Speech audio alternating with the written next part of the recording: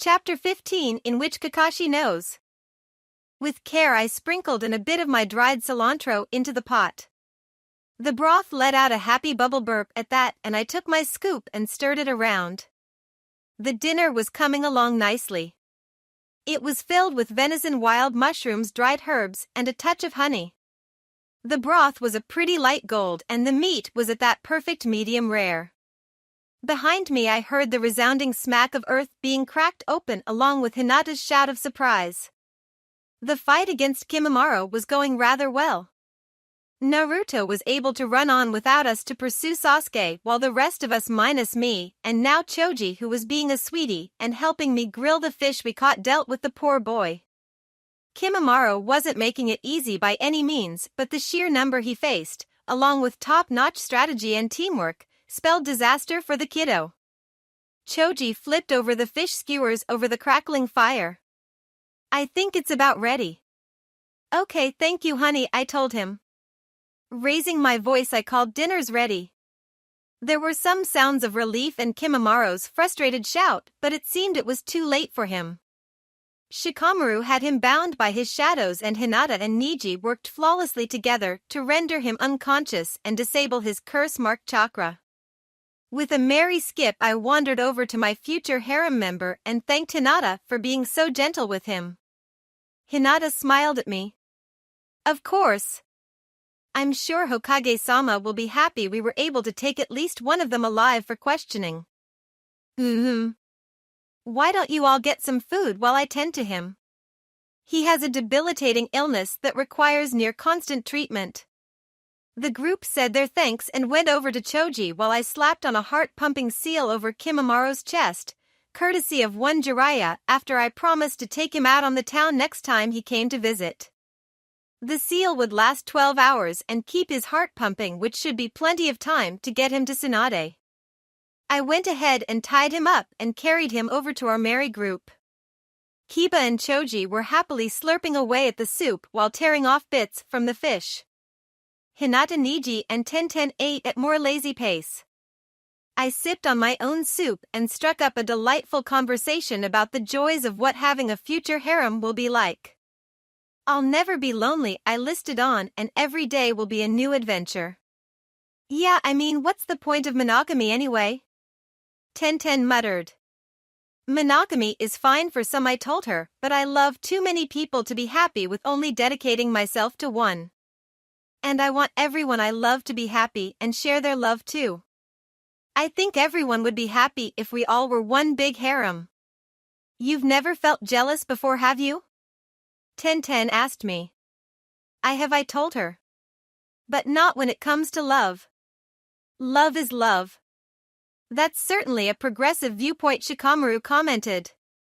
Lee slurped down the rest of his soup. "What a delicious meal. You'll make someone a happy wife one day." "Ah, thank you. I do enjoy cooking," I hummed.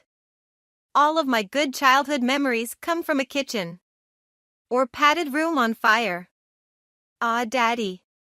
You could set a pot of water on fire and make it taste like it came from a unicorn." Our group chatted for another half an hour, easily finishing the food, and then we headed out in search of Naruto. In comparison to the canonical storyline, we were a few hours ahead than normal, so I honestly wasn't sure what to expect. While we as a group moved faster, Naruto probably still got an equal amount of time with Sasuke. The real question would be if we arrived there before or after the princess left. 3 hours of sprinting, and we broke through into the Valley of the End. I immediately sensed Naruto, but I couldn't find Sasuke's familiar static. Feeling surprisingly unsurprised, I headed down to my ball of sunshine. I scratched my cheek, leaning over my unconscious friend and poking his cheek. When he didn't stir at my probing, I squatted down and placed a glowing green hand over his forehead. I could feel Hinata stirring beside me with obvious worry. "Is Naruto-kun okay?" "He's dinged up, but he'll be fine," I reassured her. Kiba approached us, a frown on his face. "I can't make out Sasuke's scent. All I smell is Naruto." "That's odd," I murmured, looking around. I suppose it's possible someone else came to get him and masked his scent or Hamzetsu? He watched the battle. He definitely doesn't want a lot of Uchiha around since they could pose a threat to his precious Kagaya's return. He might be actively helping Sasuke get to Orochimaru in hopes the Sannin will kill him. It's possible, but seems like a stretch. I don't think we'll find the answer anytime soon. Not enough information to draw a conclusion. What I do know is that I delayed Sasuke's return enough that he should be safe with Orochimaru for at least 3 years. Sort of a mission success. Sort of indeed. We won't be able to catch him at this rate, not if Kiba can't find his scent, which is really weird. Okay, I said out loud, drawing the teen's attention towards me. We're going home. What? Kiba demanded. We can't, we've lost our lead, we're all tired, and I'm nearing chakra exhaustion, I explained. Frankly, I won't even be able to tree hop all the way home. We're in no shape to go across countries, which is what we'll have to do to pursue Duck Butt. Naruto needs medical attention, to the kind that I can't provide with my chakra level. And we have a live hostage. Shikamaru sighed. She's right. It'd be too risky to try and continue. Let's regroup and take care of our allies. I nodded. Thank you for your support. In case I happen to pass out on the way home, Shikamaru's in charge in my absence. Kiba still looked ready to protest, but Hinata placed a calming hand on his shoulder. Hinata nodded towards me. Sachan is right. We have to think about this carefully. Then let's head out, dearies. I'm 100% ready for a shower and some sweet Kakashi-sensei booty. Scene change, the return back to Konoha went by quickly. Probably because I passed out about a quarter away from the village and Hinata ended up carrying me the rest of the way. Chakra exhaustion was annoying. In all of my lives I had never felt so exhausted. The drain of having practically no chakra was debilitating and incredibly unpleasant to feel. When I woke up I was at the hospital and I went ahead and discharged myself so I could give my verbal report to Tsunade. Shikamaru had already given the brief report, but since I was the original leader of the mission, I was obligated to give my own verbal report. Once I was done, Tsunade made a hum sound and commented, Jiraiya will be coming back to Konoha in a couple weeks. I reflected my previous conversation with her. Ah, good. There's a lovely barbecue over on Shota Street. Tsunade nodded. I heard about it. Would you do me the honor of joining me for lunch there? I think Jiraiya would enjoy it too. Yes. That sounds like a good idea. We smiled pleasantly at one another and I said my goodbyes. Scene change, how Kakashi found out about the partnership. Kakashi was tired. He was covered in dried blood, bits of gore, and exhaustion weighed heavily upon him. The mission he had been on for the past week and a half had turned sideways by sheer dumb luck. All he wanted to do was go home, shower, and take a much-needed nap before reporting to the Hokage. Unfortunately, his sour luck persisted because he smelled 2 familiar people in his apartment the moment he reached the door. Sakura and Naruto. Under better circumstances, Kakashi would have hogtied them and tossed them into the forest of death with orders along the lines of "wanna break into someone's home? Spend the week here." As it was, though, Kakashi was honestly too tired. A part of him was strongly irritated by the intrusion, but the other part of him was beyond caring. He knew Sakura visited his apartment nearly every day to leave endearing notes, so he wasn't surprised she went ahead and let herself in. There had even been an occasion where Kakashi returned home to find a hot meal waiting for him with a note saying, "Eat well, love." It was the best meal he had ever eaten, but he told Sakura he fed it to Pakken. Her devastated look was pretty funny. Kakashi hesitated at his front door, wondering what sort of surprise they had in store for him. He really only wanted to take a shower and nap, but something told him that wouldn't be happening anytime soon. He debated on going to a hotel and renting a room, but then recalled that Sakura was a censor and she probably already sensed him. If he left suddenly, she was bound to follow. Then it'd be best to get it over with. So with great trepidation Kakashi entered his apartment. Rose petals were scattered everywhere. There were rose-scented candles lit up and placed on nearly every surface he could see. There was a large concentration of rose petals on the floor leading to his bedroom. Naruto was also dressed in all black and holding a video camera. Kakashi could see the little red that meant it was recording. Those things are expensive. Where'd he get it? Kakashi immediately wondered. Where'd you get the camera, Naruto? Requisitioned. Pretend I'm not here. The temptation to leave and rent a hotel room was getting stronger, but Kakashi knew if he did that then Sakura would retaliate in some manner. Reluctantly Kakashi started to make his way to his bedroom. Naruto moved a pace ahead of him, camera directly on his face. So they want a reaction? I'm pretty well adapted to insanity that is Sakura by this point though. What could she possibly do to make me react in such a funny way that they have to record it?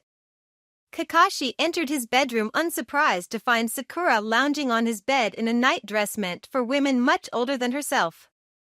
She had a rose in her mouth, and upon seeing him she started to wiggle her eyebrows up and down.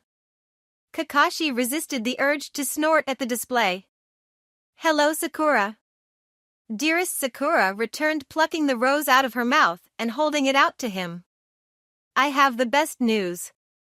Oh really? Oh yes. You see, everyone on Team 7 was promoted to Chunin. Sakura said, a wicked smile on her face and a devious gleam in her eyes. Kakashi wasn't surprised in the least about that. He recommended each of them for the promotion and they all did exceptionally well in the exams. Is that it? Oh no. You see, since everyone on Team 7 is now a Chunin, the team is officially dissolved. Kakashi knew that would be the case too. They would still go on missions together, but he was officially done being a genin instructor. Record time too. So Tsunade-sama, in her infinite wisdom, decided to assign me to a jonin for life. Okay. Made sense. Sakura was a budding Irionin, so it would make sense Tsunade wanted her to stick with a jonin. All of that was good news, so he could understand why his team wanted to celebrate, but he didn't see why the camera. Oh. No. Kakashi felt a cold sweat on the back of his neck. He didn't want to ask her because he was terrified of the answer. Who's the lucky jonin? Sakura's smile split across her face. You, of course. That was the last thing Kakashi remembered before his mind blanked out and he stood catatonically in his bedroom for 5 hours straight. Sakura and Naruto, he later learned, taped him for another half-hour while giggling before they took their leave. His 1,000-yard stare was apparently priceless. Chapter 16, Something About a Rock. Dear Haku, please see the attached fan art I drew of Zabuza and Mei.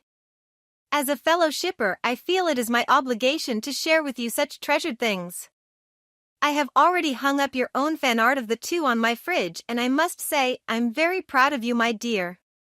On a side note, I'm glad that you two are being welcomed back to Kirigakure. I really hope you enjoy your new life there. Please be sure to send me some Kiri-exclusive food. I'll send you more opera cake once you give me a permanent address to send these letters to. I'll keep this brief since I know you and Zabuza are busy with the move. Keep up that smile, honey. With love, Sakura. Scene change. Dear Gaara, will you pretty please take me sand surfing when I come to Suna? Pretty please, with a cherry on top. And whipped cream. And chocolate. Also, I drew a picture of the two of us. Since we're now besties, we obviously need pictures of one another. This one is for you to keep, and I'll keep another one at my place. No, I haven't had Suna buns before, but I'm always happy to try new things. Send some my way, okay?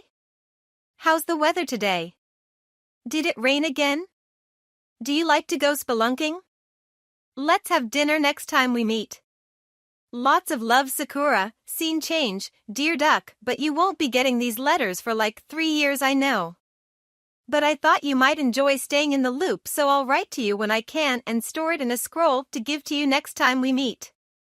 Naruto's sad you're gone. He misses you.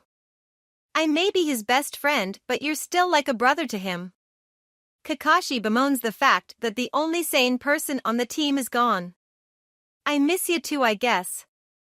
I cleaned up your home and I saw the papers you left for me. Don't worry, I'll take care of it, Naruto. And I recorded Kakashi's reaction when I told him we would be partnered forever and ever. I drew a picture on the back of his face. You were right, he did go into the 1,000-yard stare. It was pretty funny. Hope you're having fun, Sakura. Scene change, life without Sasuke wasn't terrible. The biggest downer, aside from obviously losing a friend for a few years, was that Naruto was pretty sad he wasn't able to convince Sasuke to go back. That was actually worth mentioning. Sasuke didn't try to kill Naruto. In fact, Sasuke didn't use the Chidori at all against Naruto. Sure, they hammered away at one another, but all of Naruto's injuries were put down focus rather than kill focus. Sasuke knew it would take quite the beatdown to make Naruto fall unconscious, so he didn't hold back much, but he refused to honestly try to kill Naruto. Naruto said that Sasuke was more upset that Naruto wasn't more understanding like me actually. He said that going to Orochimaru was something he had to right now, but it didn't mean he was outright abandoning Naruto and me, which was what Naruto accused him of doing, and that in time we would all be reunited. After he killed his brother, of course. Then Naruto got all huffy and pissy and the two fought with Sasuke coming out as the victor. Gotta admit, I felt a little proud of how well that turned out. The fact that Sasuke didn't try to kill his best friend felt pretty damn swell. The fact that I somehow was the reason for it. Even better. Who knows? Maybe we'd get a happy ending. Returning to the point. Naruto was bummed about Sasuke, but he didn't let it keep him down. He trusted me when I said we would get a chance to bring him back home. Kakashi took the news surprisingly well, then again we told him after the whole partnership ordeal, so he was probably still in shock. And life went on. It was actually about a week after the whole ordeal before I got sent out on my very first mission with Kakashi as my partner. It was a minor thing, nothing major or all too difficult, but Tsunade wanted us to start small before giving us the big stuff. Likely because she was under the impression that we both needed practice working side by side and Kakashi had to get used to not having anyone else around to provide a buffer between us. Silly man. So we were sent out on a mission to retrieve a pet. Not just any pet though, because Team 7 had a lovely curse called Everything C and above turns into an S. It was great fun, of course. This particular mission happened to be the mission for Legend of the Stone of Jello, or the second Naruto movie. Scene change, after only a day of tracking we found the missing pet. A ferret with the softest fur and the cutest whittle nose. It had been running about in a small forest near the outskirts of the Land of Fire. Kakashi was able to hunt it down with ease, and he explained his process of tracking to me while he did so. With Jonin ease he grabbed the little creature as it darted out from underneath the trees, easily picking it up by the scruff and holding it away from his face so it wouldn't scratch him. I hopped down from my perch in the treetops and applauded him. Man, why didn't you ever help us with Tora? Would have taken half the time. Kakashi tossed the ferret to me. Jonin typically don't have to deal with pets. I got the little critter, easily handling him and placing him in the carrier. I took another look at him, though, since he seemed oddly familiar. Oh. A wide grin stretched over my face and I looked up at Kakashi. Kakashi. Amen? Kakashi looked back over me, his only visible eye narrowing when he saw how excited I looked. Did you have an epiphany for your strip poison? Well, no, I admitted, a little sad about that. But the goggle gods have blessed this mission. A look of disdain flickered over his face. Oh. Great. What is now? Another evil tyrant about to take over the whole country? Yeah. Seriously? Yeah. Let's go save the world, Kakashi. Looks like I'll get to add someone else to my harem too. Fantastic, Kakashi muttered dryly. Don't worry, my love, I soothed. You will always be the first. I'd rather I wasn't part of it at all, Kakashi said mournfully. Are we going to need backup? Nah, I dismissed. We've got this easy peasy. Kakashi sighed. Okay. Let's get this over. I bit my thumb and summoned Geto and Doku. Both salamanders crawled onto my shoulder. Geto nuzzled into me, giving me a brief kiss on the cheek with her adorable little tongue. How might we assist Sakura Haruno? I scratched both of their heads. I'd like a strong dose of drunken bliss and its antidote. A fellow we'll be meeting soon is a long-lost boy about to reunited with his people, but he'll want to fight an ugly piece of poo first. We can't let him do that, so I want to make sure he's nice and inebriated when we drop him off with his people. Enough that he won't be able to go anywhere on his own, but aware enough he'll be able to talk with his people. I'll give the antidote to the wise old man. Fine. Deku's tail slashed in the air. We expect a cake in return. Whatever you want, baby. Both salamanders tucked themselves away into my hoodie pocket and I slung the carrier, that had the ferret inside, over my shoulders. Kakashi and I moved towards the village we were supposed to drop off the ferret and I gave him a brief rundown of the situation. So evil guy, henceforth codename evil piece of poo, wants to rule the world, I began, and he and his follows run on this energy that's not chakra. What? Yeah, no, it's great. Medical mystery for us Irionin, and I'm super pumped to learn more about it. A New York whore, so we'll be fighting blonde cutie patootie soon, who is actually a sweetheart. He'll be easy to persuade on our side and I want him as a member of my harem. Okay. Don't kill the blonde? Don't kill the blonde, I agreed. Kill everyone else though. After we clean them up we'll head to the temple and restore life to the surrounding lands. Kakashi took the information in stride. So kill bad guy and then head to some kind of temple and restore life? You got it. We'll need the blonde fella to do it though. Therapy no jutsu time. Right. The first kinds of enemies we face will be puppets. Gotta shatter them completely to keep them down. They're essentially walking suits of armor. Kakashi inclined his head at that. Is there a puppet master nearby then? Not really. They're being controlled by a bunch of orphans trapped in the fortress. Sort of. It's complicated, but you'll see what I mean. Okay, Kakashi said, slowly drawing out the word. I beamed. This is gonna be a lot of fun. Sounds like it. The trip to the nearby village was nice. It was one of those beautiful days where the sun was shining, the wind blew often enough to keep the warm day from getting too hot, and the pollen count was fantastically low. Hopping from tree to tree, then sprinting down the dirt road only gave me more time to appreciate the scenery. In my previous life, I wasn't allowed outside a whole bunch, and the mental institution was in a city, so I had never been to the country or any place with more than one tree. The Narutoverse really was utterly gorgeous and brimmed with life. Sure, it might have been brutal or murder-happy, but damn was it pretty to look at. It also helped that I got to sneak peeks at one of the hottest shinobi the world had to offer. Kakashi adamantly pretended not to see me ogling him. He made sure to keep pace with me so I wouldn't be behind him, unfortunately. One of these days you're gonna piss off the wrong person with your blatant staring, Kakashi commented. I have faith in my wooing abilities to persuade them to let me off the hook, I said confidently.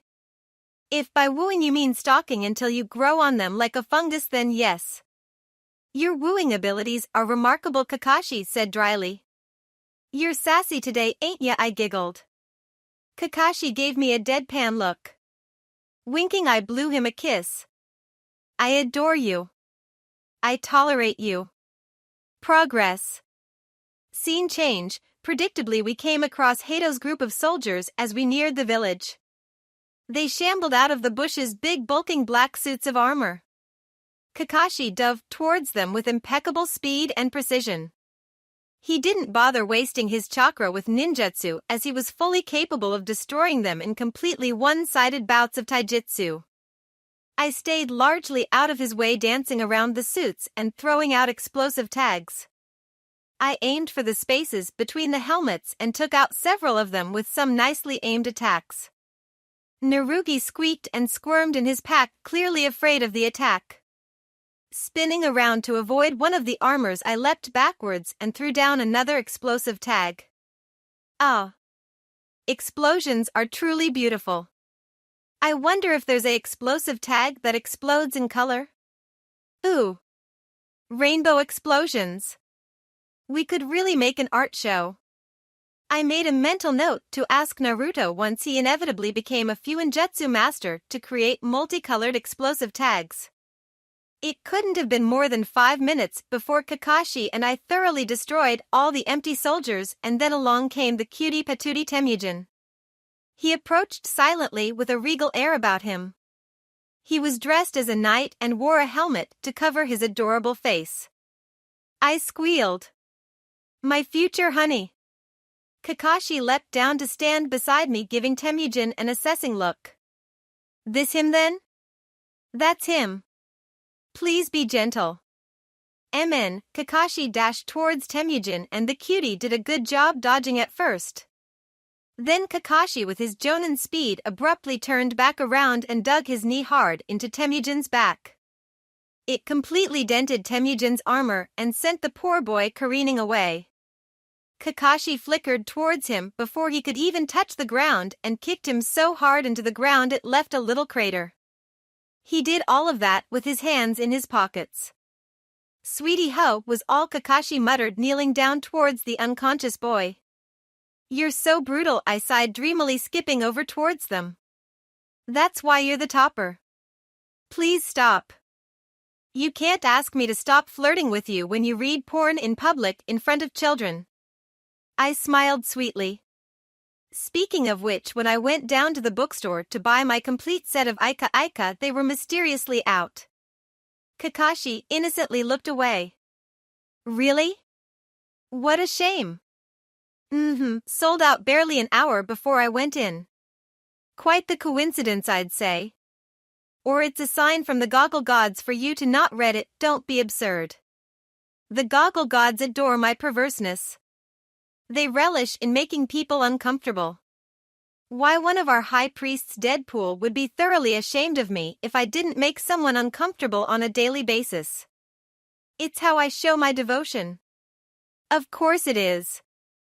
I tied Temujin up with ease, squatting down beside him and healing up his scrapes and bruises. I popped off his helmet and wiped away the blood that he had coughed up when Kakashi completely kicked his ass. He had a sweet, angelic face.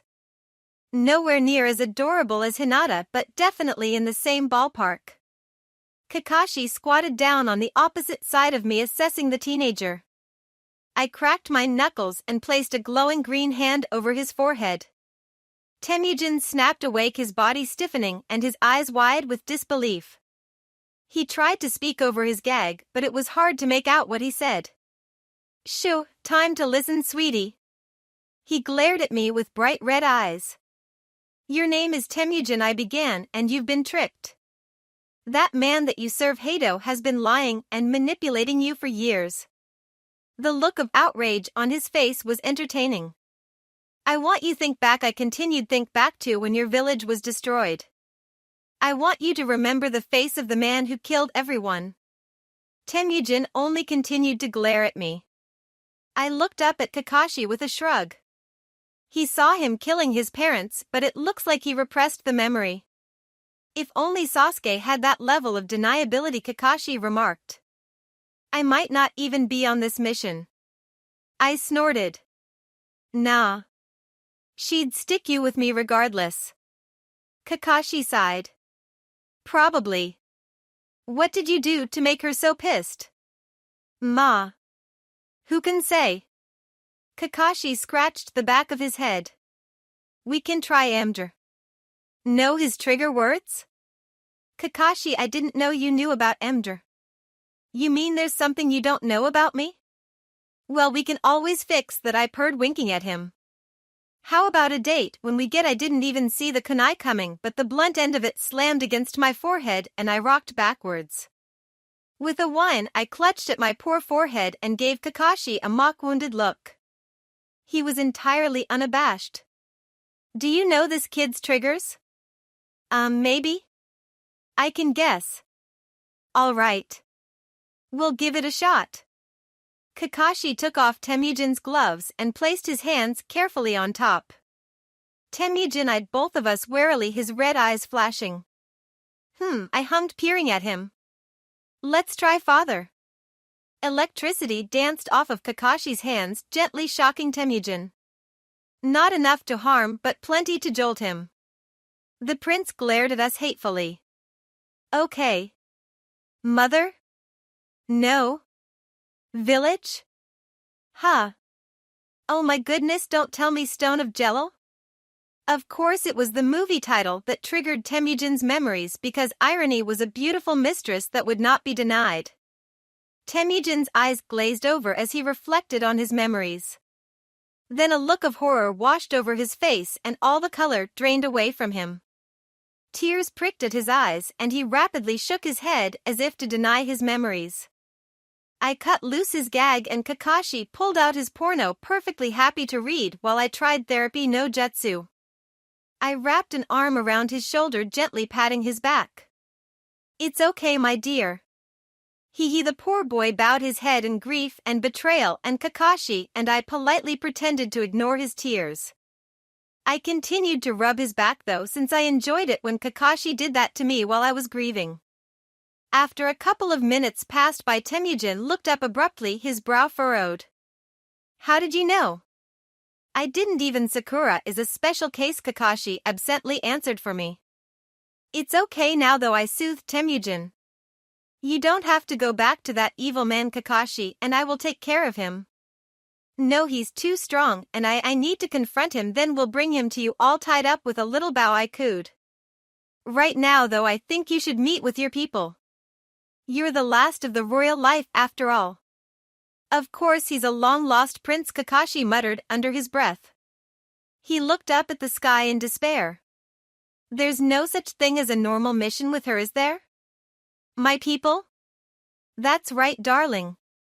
They're good folk. You'll be safe with them, I said. Temujin's head snapped and his eyes widening in sudden realization. Wait. My friends, that man has other orphans. I must rescue them. Leave that to me. And perfect, but sensei, I soothed him. Right now we need to take you to your real people and you ought to learn about who you really are. I cannot allow that. Either you comply or I knock you out and strip you, I threatened sweetly. She will too, Kakashi added blithely. I don't want to stress our relationship like that so early on though, so why not comply? I give you my word that will save everyone. I swear on Madara's sexiness. Temujin was clearly conflicted. I cannot allow that. I must face him. I gave him a good ol' throat chop and knocked him out. Yeah, no. The whole point of being blessed with the future is to avoid unnecessary drama and death. And you sneaking off to fight the big bad guy on your own practically screams Deus Ex Machina for added suspense. Kakashi let out a snort, bending over and tightening Temujin's ropes. Let's drop him and the rodent off at the caravan. Yeah, good call. Then we'll go save the world. Fun. Kakashi looked up at the sky with unhidden exasperation. Scene change. It didn't take us long to find the caravan, and it only took us a couple of minutes to have the wise old man Akakahiko in front of us. I happily handed over Narugui, and the man's face lit up. Narugui. Oh, thank you for returning him. Why didn't you give him over to the nearby village though? It was ransacked and destroyed. What? I bowed towards Kahiko and Kakashi unceremoniously dropped the unconscious Temujin onto the ground. I'm so sorry to cut this short, but an evil piece of poo is currently on the hunt for the Stone of Jello while using the Book of Jello. He's the one that destroyed the nearby villages. Kahiko's eyes widened at the fact I blurted out such a zealously guarded secret of his clan. What? Yeah, so we're gonna go stop him before he can do that, I explained to him, quickly straightening back up, but I pointed towards Temujin. That guy's important. He's of royal blood for you guys, if you know what I mean. Well, you'll figure it out. When he wakes up, Narugui will be able to confirm it. What? So would you mind taking care of him for a bit? He's completely clueless about the clan history and whatnot, I went on. He also wanted to go after the evil piece of poo, and we can't have that, so I gave him a little bit of poison so he'll stay put. Here's the antidote.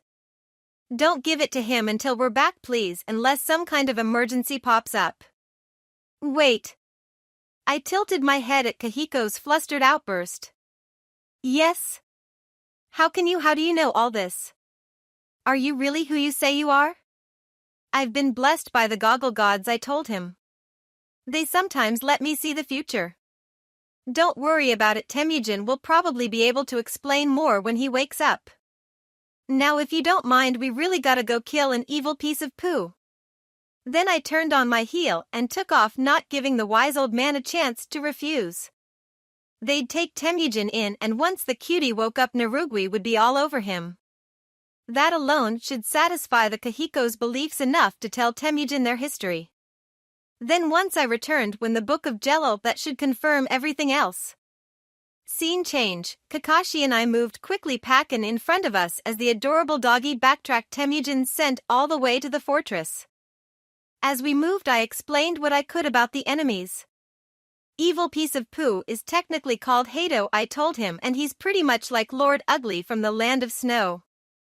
All those armored things are basically puppets. Once we free all the orphans, they'll collapse. He's got 3 knights that I'd place around Chunin level. There's Bat Lady, who can turn into a bat hybrid and is decent at Genjutsu, Wolf Lady, who turns into a werewolf, and Monster Lady, who discharges lightning out the ass. Figuratively and literally. Bat Lady is agile but pretty weak.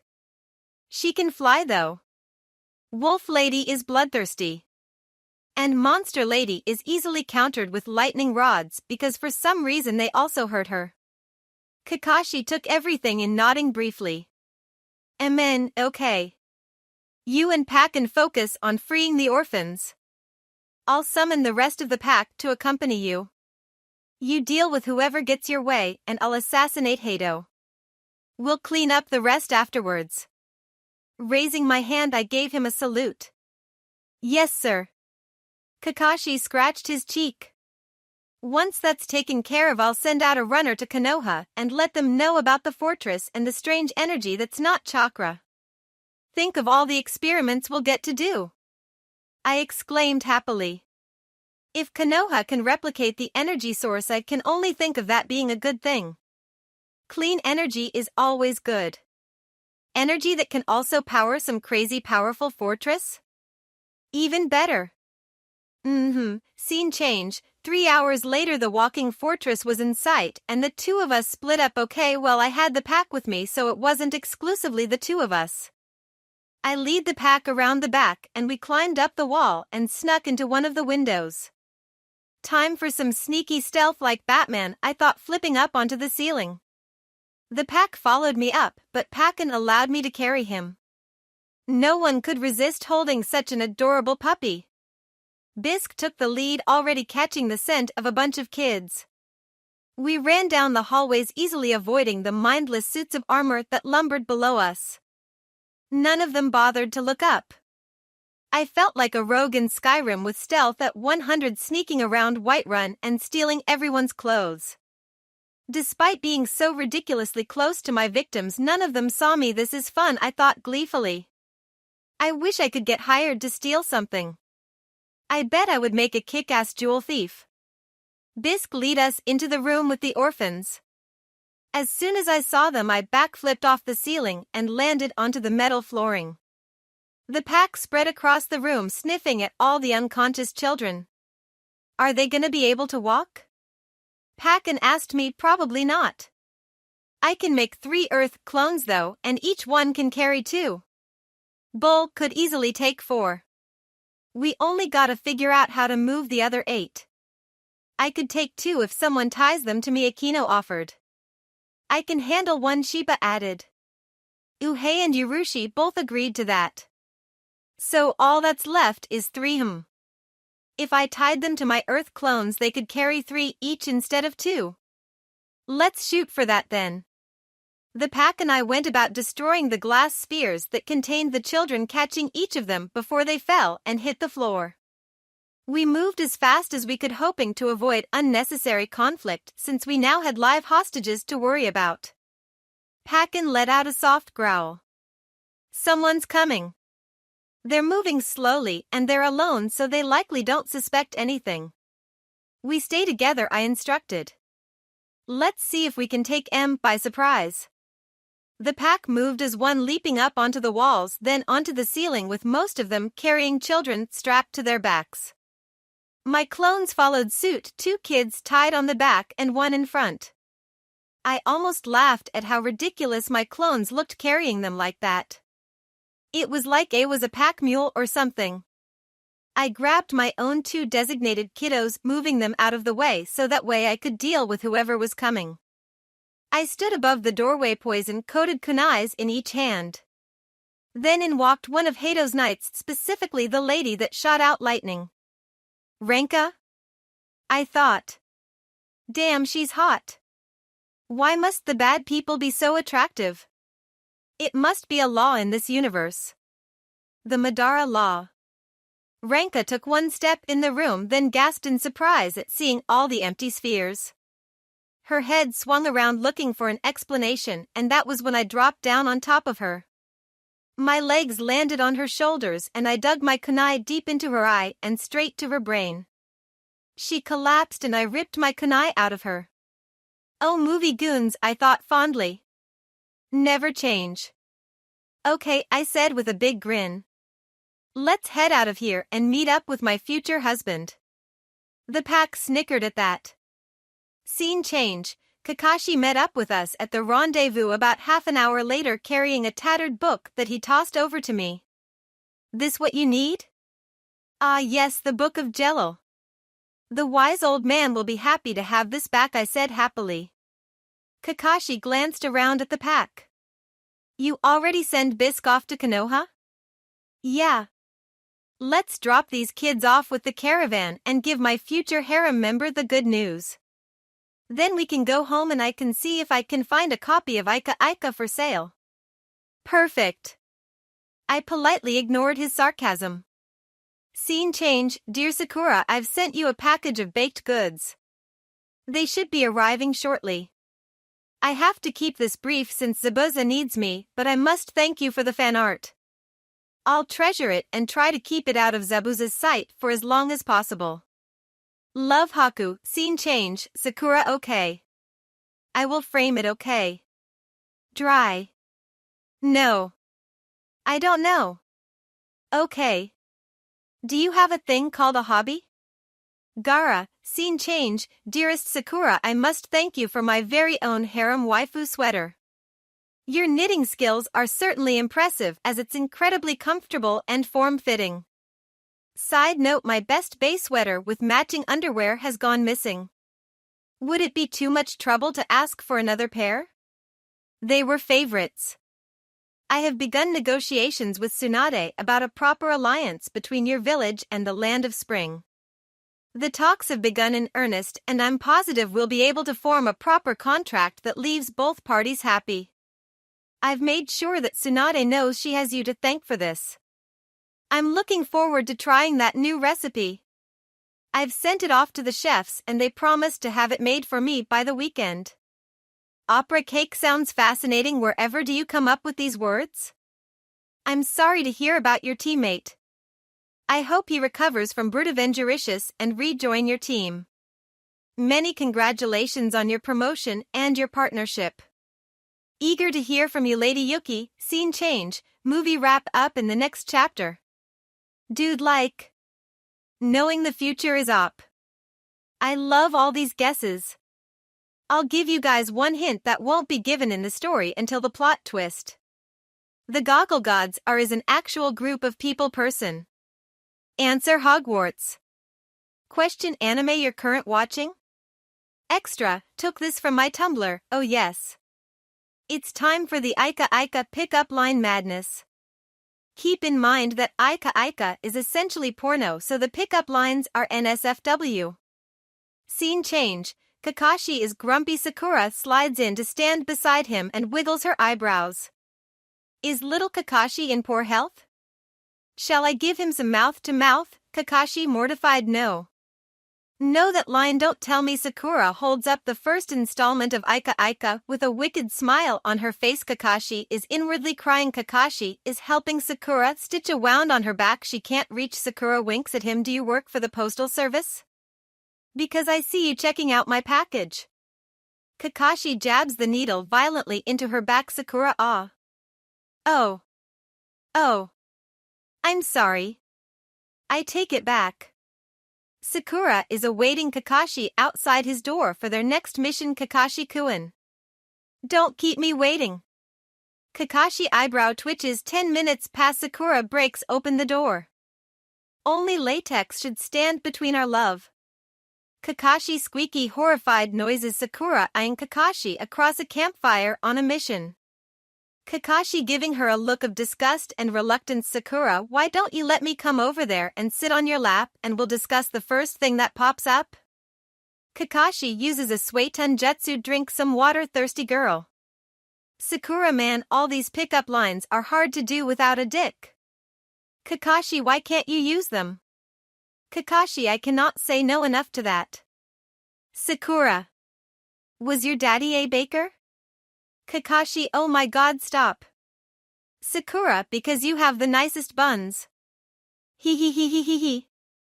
Kakashi is banging his head against a wall now. Chapter 17. Wild Tree Baby appears. I scratched at my suddenly itchy forehead, feeling vaguely annoyed. Well, maybe a teeny tiny more than vaguely annoyed. It happens. Kakashi tried in vain to soothe me. It doesn't happen, I disagreed. Name one other time it's happened. I haven't officially asked you, so you can't include yourself, I retorted with a huff, scratching furiously at my forehead. You're going to make yourself bleed, Kakashi pointed out. With great reluctance, I forced my hand back to my side, trying, and failing, to ignore the intense burning itch on my forehead. Maybe he'll come around. Kakashi tried again to comfort me. Who would reject a formal invitation to join my harem after I've saved their life? And everyone they love. And restored their country and culture. Who does that? Rude people, that's who. Kakashi gave me a pitying look. Stop, I ordered him. You do not get to pity me, Mr. Perfect Ass. The look went on and my glare turned into a smolder. You know, if you really want to cheer me up, oh sweet beautiful glare, how I have missed you. Kakashi abruptly took off ahead of me, choosing not to respond to my hilarious flirtations. The trip back home was silent. Scene change, I wiped the grave clean, then dipped my towel into the soapy bucket. I pulled it back out and wiped more firmly against Makoto's grave, doing my best to get a shine out of it. Brightheart rolled over onto her back, her eyes closed as she basked in the sunlight beside me. A couple days after Kakashi and I had returned from our latest mission we were placed on temporary standby. Tsunade said that Jiraiya would be coming into town soon, which meant it would soon be time for our super important meeting. So to bide my time, I went ahead and started cleaning up the Uchiha district. Since the massacre, the whole district had been kept pretty empty. All the furniture and personal belongings were cleared out except for Sasuke's family home. No one had moved in. It's not that there were bloodstains everywhere or it had a bad feeling to it. Frankly, I don't think some people would really care about what it used to be. It's simply that everything went to Sasuke per clan laws. And Sasuke didn't have the heart to open everything up for sale. Once more, it wasn't that he didn't want to sell the land. A part of him really did, because then maybe living people would chase off the ghosts. He had all the paperwork filled out, had everything ready to close off the Uchiha district for good and open it up as a residential district, but he would retain his family's home for obvious reasons. But when it came down to submitting the paperwork, he couldn't bring himself to do so. So I did it for him. Granted, I used my own name as his temporary proxy since he was partying up with Orochimaru-senpai, but I didn't think he'd mind. He left the paperwork laying out for me on the kitchen table anyway, so I assumed that's what he wanted. I used some of the money he had so kindly set aside to hire a realtor to do the legwork for me, so hopefully I'd only have to pop by every once and while to sign some crap. I'd set aside any money I made to give back to Sasuke. Unless he tried to kill us when we met up for him. Then I'm taking that money and building a strip club. I'd call it Bakakashi. It'd become a temple of the goggle gods for all those worthy to come and pray in honor of Madara's sexiness. Second thought, I might do that anyway. We'll see. Scene change. A week since we had returned from our last mission, Kakashi swung by my place and asked me to have lunch with him and the Hokage. It was at long last finally time to bullshit my way through the ever-important meeting. I followed Kakashi towards the chosen restaurant, doing my best to refrain from taunting him too much. I didn't want to get him riled up before I dropped such big bombshells. Within minutes of arriving, the two of us were seated in a secluded booth and I was squished in between Shikaku and Kakashi. Jiraiya and Tsunade on the opposite side of us. I sensed Jiraiya trigger a multitude of seals. Tsunade then looked over at me. I believe you had something you wanted to tell us, Sakura. The goggle gods have blessed me with some critical knowledge, I began. Knowledge about the future. Goggle god, Tsunade repeated, incredulous. I can vouch for some of it, Kakashi said quietly. Her knowledge, when it comes from them, has never been wrong. Shikamaru told me some of it, Shikaku added, voice low. You were able to give detailed and accurate information about the Sound Four prior to ever meeting them. Jiraiya and Tsunade both still looked dubious, so I took a deep breath and said, Jiraiya, you trained 3 orphans in the past war. Konan, Yahiko, and Nagato. Nagato had the Rinnegan. Jiraiya's face twitched once before smoothing over while Tsunade raised an eyebrow. The Hokage said Orochimaru, and I didn't report about the orphans. I didn't talk about them with anyone who's still alive, Jiraiya said, staring intently at me. How do you know about them? The goggle gods have blessed me, I bullshitted. I can go on if you'd like to prove my knowledge. I can tell you who Naruto's parents are. I can also tell you who was really behind Kurama's attack that night. Kurama? Shikaku repeated. You know him as the Kyuubi, but his real name is Kurama, I explained. Kushina, Naruto's mother, was his previous jailer. Then the man known as Tobi attacked her immediately after she gave birth. A Jinchuriki's seal is weakened when giving birth, you know. Tobi kidnapped Kushina and extracted Kurama before releasing him on Konoha. He wanted to frame the Uchiha clan because he needed them gone for his ultimate plan. He succeeded in seeding sows of doubt and distrust in those that knew about his attack. Every Umbu who saw him saw his Sharingan eyes and thought someone from the Uchiha clan was behind the attack. This caused a lot of distrust between the village and the clan, and since the clan was already antsy about previous incidents, I trailed off, looking up at Tsunade with a meaningful gaze. I'm about to tell you all something that's gonna drop one hell of a bombshell. Only Jiraiya knows part of the truth. At that, Jiraiya frowned. Go on, Tsunade said. The Uchiha clan was planning a coup, I said. Danzo ordered Itachi to eliminate his clan to prevent civil war.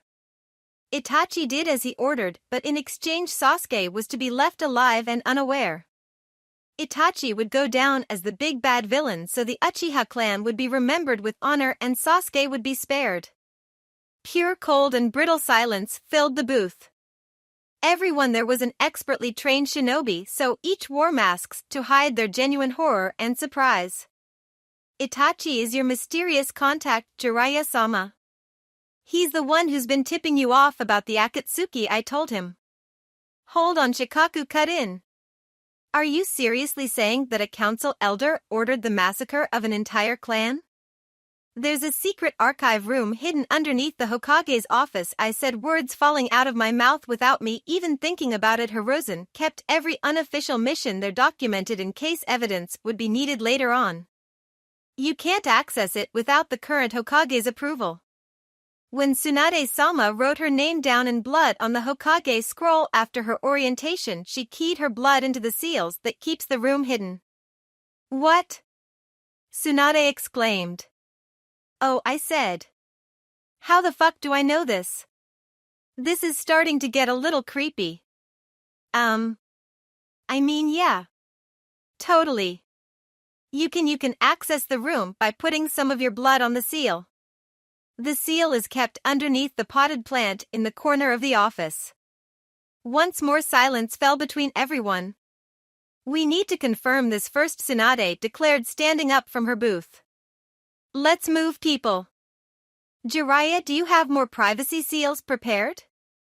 Quite a bit, actually, Jiraiya muttered, still giving me a look of genuinely disbelief. As a group, the 5 of us headed out. As soon as we arrived at the office, Tsunade barked at the guards to stand back and allowed Jiraiya to place up more privacy seals. As soon as her old friend gave the clear, Tsunade moved the pot aside, cut her thumb, and dabbed a bit of her blood on the spot where the plot used to be. There was a flash of light and seals glowed around the spot, forming a neat square. When the glow died down, a trapdoor opened up in the center of the room.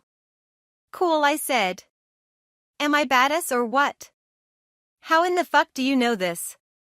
I'm just going to roll with it. Kakashi, leaning over the trapdoor, staring down at it with such a look of incredulous. Kakashi looked down at the trapdoor, then he looked back at me.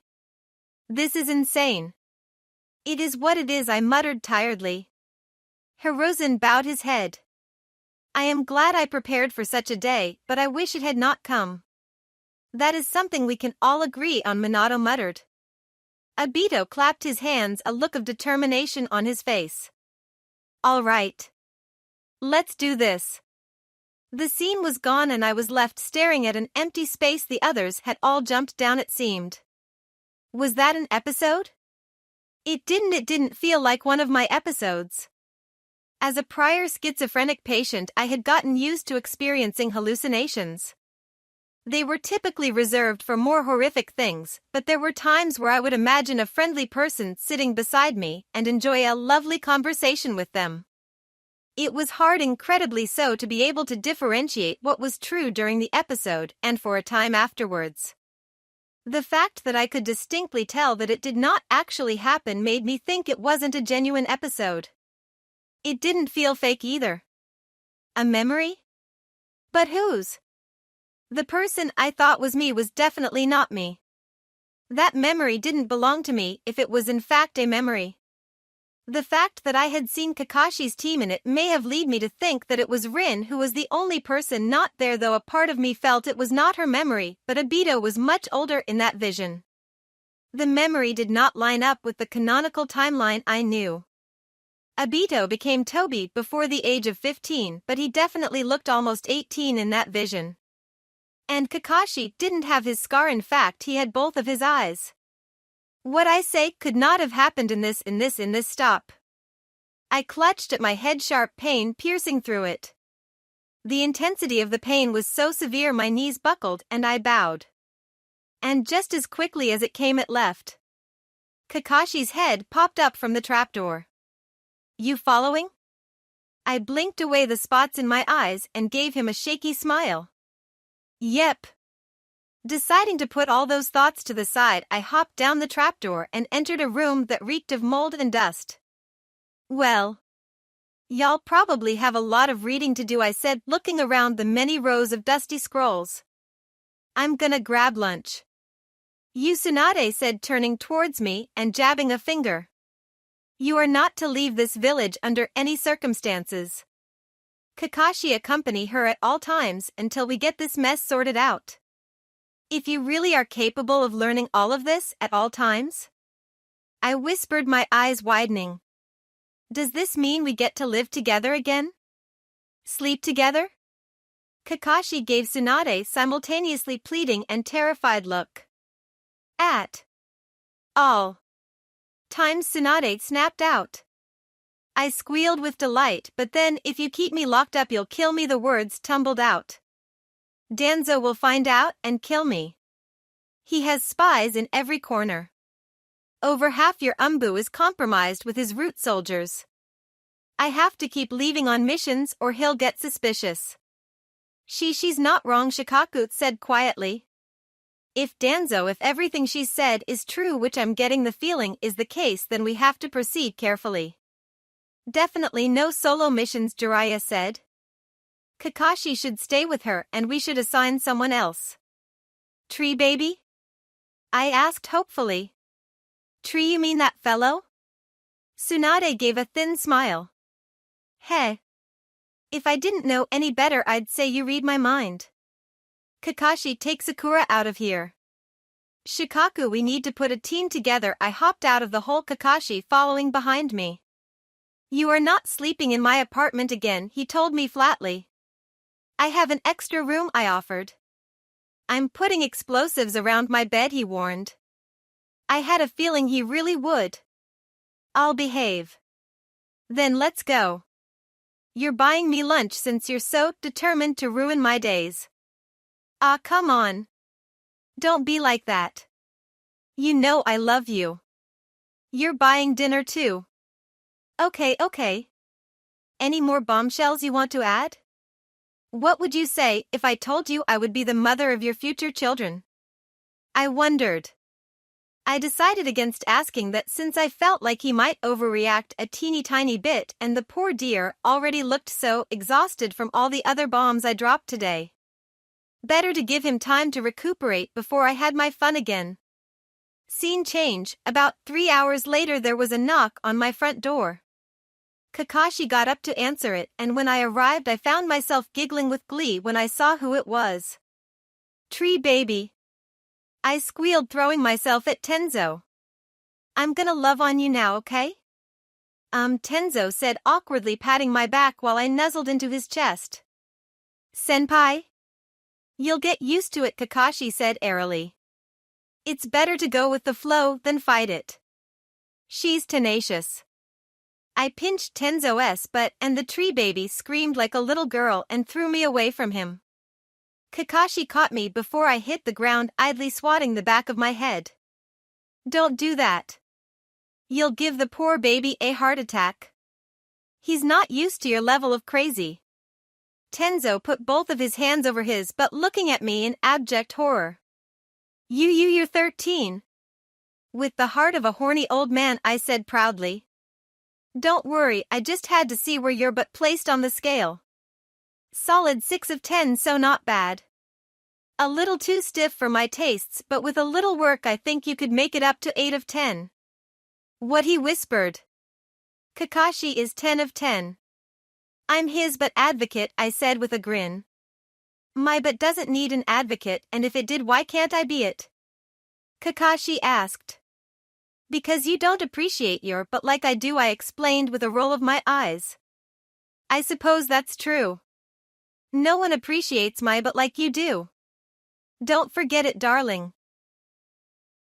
Chapter 18. Time skips for the boy toy. Dear Sakura, Kirigakure is coming along very well. May is an excellent Kage and the village looks completely different than what I remember it. There are actually children playing in the streets now. I never thought I'd see the day that I could walk down Kirigakure without fear and see children laughing. It's wonderful, and I hope you get the chance to see it. May really liked your cookies, by the way. She wants me to tell you that she'd be more than happy to arrange accommodations for you if you visit. A friend of Zabuza and Haku is a friend of mine. Especially one with such a magical touch in cooking, were her exact words, I believe. I really hope you take her up on it. I know you're busy at the hospital, but please think about it. While the people here are nice and much friendlier than what I remember, it'd be wonderful to have an actual friend here. And I miss you. Yours, Haku. Scene change. Here you go, tree baby, I said, gesturing towards the mostly empty room upstairs.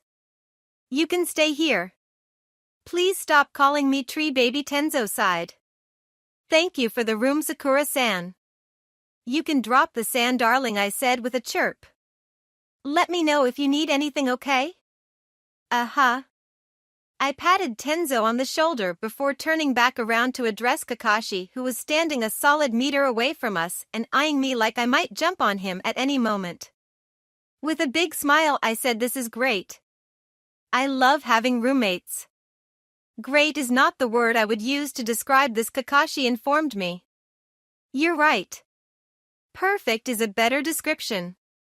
Scene change, my sweet little Haku, I'd love to visit Kirigakure. I talked to Tsunade-sama about it and she mentioned she was already planning on sending a delegation to discuss renewing the non-aggression pact between our villages. There's a good chance she'll let me tag along. I mean, it'd only make sense, right? I am her apprentice and it'd be a good show of respect and trust to send me along. Plus, you know, I know how to bribe her. Her weakness is rum cake. Of course, when I do visit you'll have to show me around. Jay, I'm sending along some pictures of me and Brightheart because she's an adorable puppy and the world needs to see how cute she is. Tell Zabuza that he better be dating May by the time I get there. Lots of love, Sakura. Scene change, Naruto left with Jiraiya scarcely a couple days after Tenzo moved in. There wasn't much warning. One morning Naruto showed up at my door carrying his plants and shoved them into my arms with a quick "I gotta go, love ya, bye." I barely got out a goodbye of my own before the ball of sunshine was racing away in pursuit of pervert teacher. I set up his plants beside my own before a saddened Hinata showed up 2 hours later, gave a big woeful sigh and flopped herself onto my couch. Taking a seat beside her, I patted her squishy cheeks. Do you need chocolate, sweetie? Yes, please, she said. I'll have to work extra hard to impress Naruto-kun when he gets back, but you'll miss him? She nodded glumly. I leaned over and kissed her forehead. Don't worry, honey. He'll come back before you know it, promise? Pinky promise. Scene change, Dear Gara, see attached recipes. Naruto's off on a training journey, so I won't be able to pass on any letters for you to him for a while. Sorry, honey. But hey, we still have each other, so we'll be okay. Congratulations on your promotion. I bet you'll be Kazekage in no time at all. Who can resist your adorable face? That council guy sounds like a complete ass. I'm all for Shikaku-sama crushing him like a bug. Tell him that I love him, by the way. I also love you, of course. Thanks for the pictures. They're hanging proudly on my bedroom ceiling so I can look up at them before I go to sleep and imagine seeing it beside you. Things are getting a little crazy around here since I started my apprenticeship with Tsunade. I still work at the hospital a lot and I've had to cut back on my missions a whole bunch. Brightheart says hi. Sending you lots of love and imaginary cuddles, Sakura. Scene change, you'll be spending a lot more time at the hospital, Shizune informed me with a gentle smile. Tsunade and I are both impressed with your talent and we'd hate to see it squandered. Working more at the hospital isn't a problem for you, is it? I shook my head. Also will keep me in Konoha in case Tsunade wants to ask me more about the goggle gods, I bet. The hospital and medical training is probably just a really nice cover. My new schedule now went something like this: Mondays through Thursdays I worked at the hospital for 10-15 hours, but I was on call at all times during those days.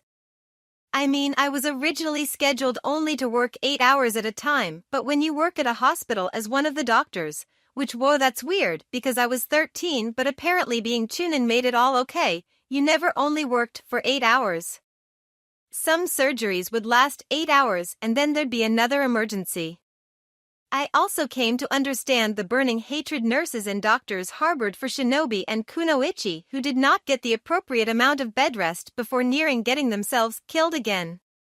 Like I worked for 12 hours straight to get your damn heart to pump on its own again and you go off and get it ripped out again. You motherfucker. No wonder it was standard practice to tie flight risks down, like Kakashi. And why wait come Friday was a designated day off to train or sleep. Saturdays sometimes were the same Sundays. We, almost, always took a very brief mission. The three of us would leave at 4 in the morning and be back by evening that day. Tsunade definitely wasn't going to let me take any long-term missions for a long time, that's for sure. It was pretty nice to have a routine though. It made me feel normal. And then there were mornings like this one that threw normalcy out the window. "What did you do to my underwear?" Tenzo hissed out, stomping into the kitchen with an expression that was a perfect mix between mortification and pure rage. I didn't even stop from mixing my apple pie filling, merely glancing up at him and the clock, which read as 5:13 a.m. What? Kakashi, who was sitting at the kitchen table and enjoying his morning coffee, briefly looked up at Tenzo. He looked over at me. "What did you do this time, Sakura?" "I didn't do anything," I insisted, genuinely wondering if I sleepwalked and stole his underwear again. "At least I don't think I did. One time and they will never let it go." Red-faced Tenzo shakily held up a pair of lingerie. "Everything has been taken except this. You cannot expect me to think you weren't behind this." At this I paused in my stirring to examine the silky undergarment. "That's some nice undies. I feel like I've seen them before though. Where is my underwear?" The ex-umbu demanded. "This is why I told you to booby-trap your drawers," Kakashi told him. "Yeah, that makes it way more fun when I do mess with you. Makes me feel like a kick-ass art thief or something," I said, nodding my head in agreement. "I mean, booby-trapping totally deters. But it slows you down," Kakashi pointed out. "And we'll eventually find the right trap to stop you entirely." The thought made me smile in amusement. Returning to the main issue, Tenzo hissed out, "Sakura, where did you put them?" "No clue," I chirped. "Want some pie?" I held out my filling-coated wooden spoon. He glared at me. "Food doesn't solve everything." "I'll make you another baked Alaska," I sung. "Ah." The anger wavered. "Don't give in," Kakashi urged him. "If you always accept her bribes, she'll never learn." That made Tenzo snort. "You have no room to talk." Letting her buy the collector's edition of Aika Aika for tiramisu cake every weekend was perfectly acceptable and not at all applies to this conversation, Kakashi bullshitted. Tenzo sighed and rubbed his forehead. "Look, just give them back, okay?" "I would if I could, sweetie," I assured him, "but I really don't know." Anko threw herself into the kitchen through the open window over the sink. "I am here for the pie, baby." "My goddess!" I cried out, placing the bowl down and throwing myself into her arms. Anko whirled me around, nuzzling the top of my head. I gave her but an affectionate pat, which made her laugh and ruffle my hair. "I'm sorry, nymph, but the pie's still being made. I told you it'd be ready at 7. But everything smells like heaven when you bake." Anko sighed dreamily, taking a seat at the table beside Kakashi. She noticed the underwear Tenzo was holding out. "Aha! I see you got my gift." Tenzo was scandalized. "You? Me?" she cried out. "Why else do you think Sakura's baking me a pie? You set her up to steal my underwear?" Tenzo whirled back around on me. "I told her I would bake her a pie if she got you to wear a thing," I explained cheerfully. "Yeah, and I want that pie," Anko said. "So either you put it on or I will make you." The poor tree baby glared balefully at Anko before turning on his heel and marching out of the kitchen. Anko's standard leer appeared on her face and she hopped up from her spot and skipped after him. "Oh, I love it when they play hard to get." "Don't destroy my house," I called out after her before returning to baking. I looked back over at Kakashi and beamed at him. "Want me to make you breakfast, sensei?" "Hot cakes sound good." "Coming up, dear." Scene change. "Sakura, thank you for the recipes. I am sorry to hear about Naruto." "Thank you." "No, I will not let Shikaku crush anyone." "Shikaku says hello and thank you for the worship." "I'm glad you like the pictures." "What do you do in the hospital? Are you a doctor?" Thank you for the love and imaginary cuddles. Yours, Gara. Scene change. I woke up with sharp burning pain in my forehead. It was significant enough to make me sit up with a lurch and wake Brightheart up, who was sleeping on my legs. The puppers gave a whine of protest, lifting her scarred head up to look at me with concern. Even if she would never be taught how to speak human, she was still a bred Ken and was wickedly smart. The pain resided, replaced with an itchy feeling. Confused, I scratched at it for a moment until the feeling faded away entirely. What the heck? I wiggled free of Brightheart, my sweet puppy, making another noise of concern for me. Don't worry, Pumpkin, I'll be right back. I just want to see my reflection. She lowered her head back down, giving a soft sigh. Quietly, I crossed my bedroom to the attached bathroom. I flipped on the lights, blinking away at how bright it became before I approached my bathroom mirror. Then I stared.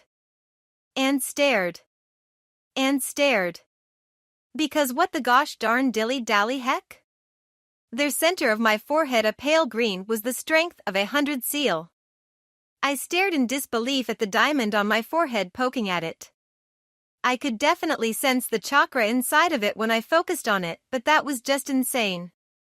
I hadn't even started training with Tsunade. How do I have her seal? What the hell was going on? Inner? Any suggestions? But the voice inside of my head was oddly quiet. What am I supposed to do? Cover it up with makeup?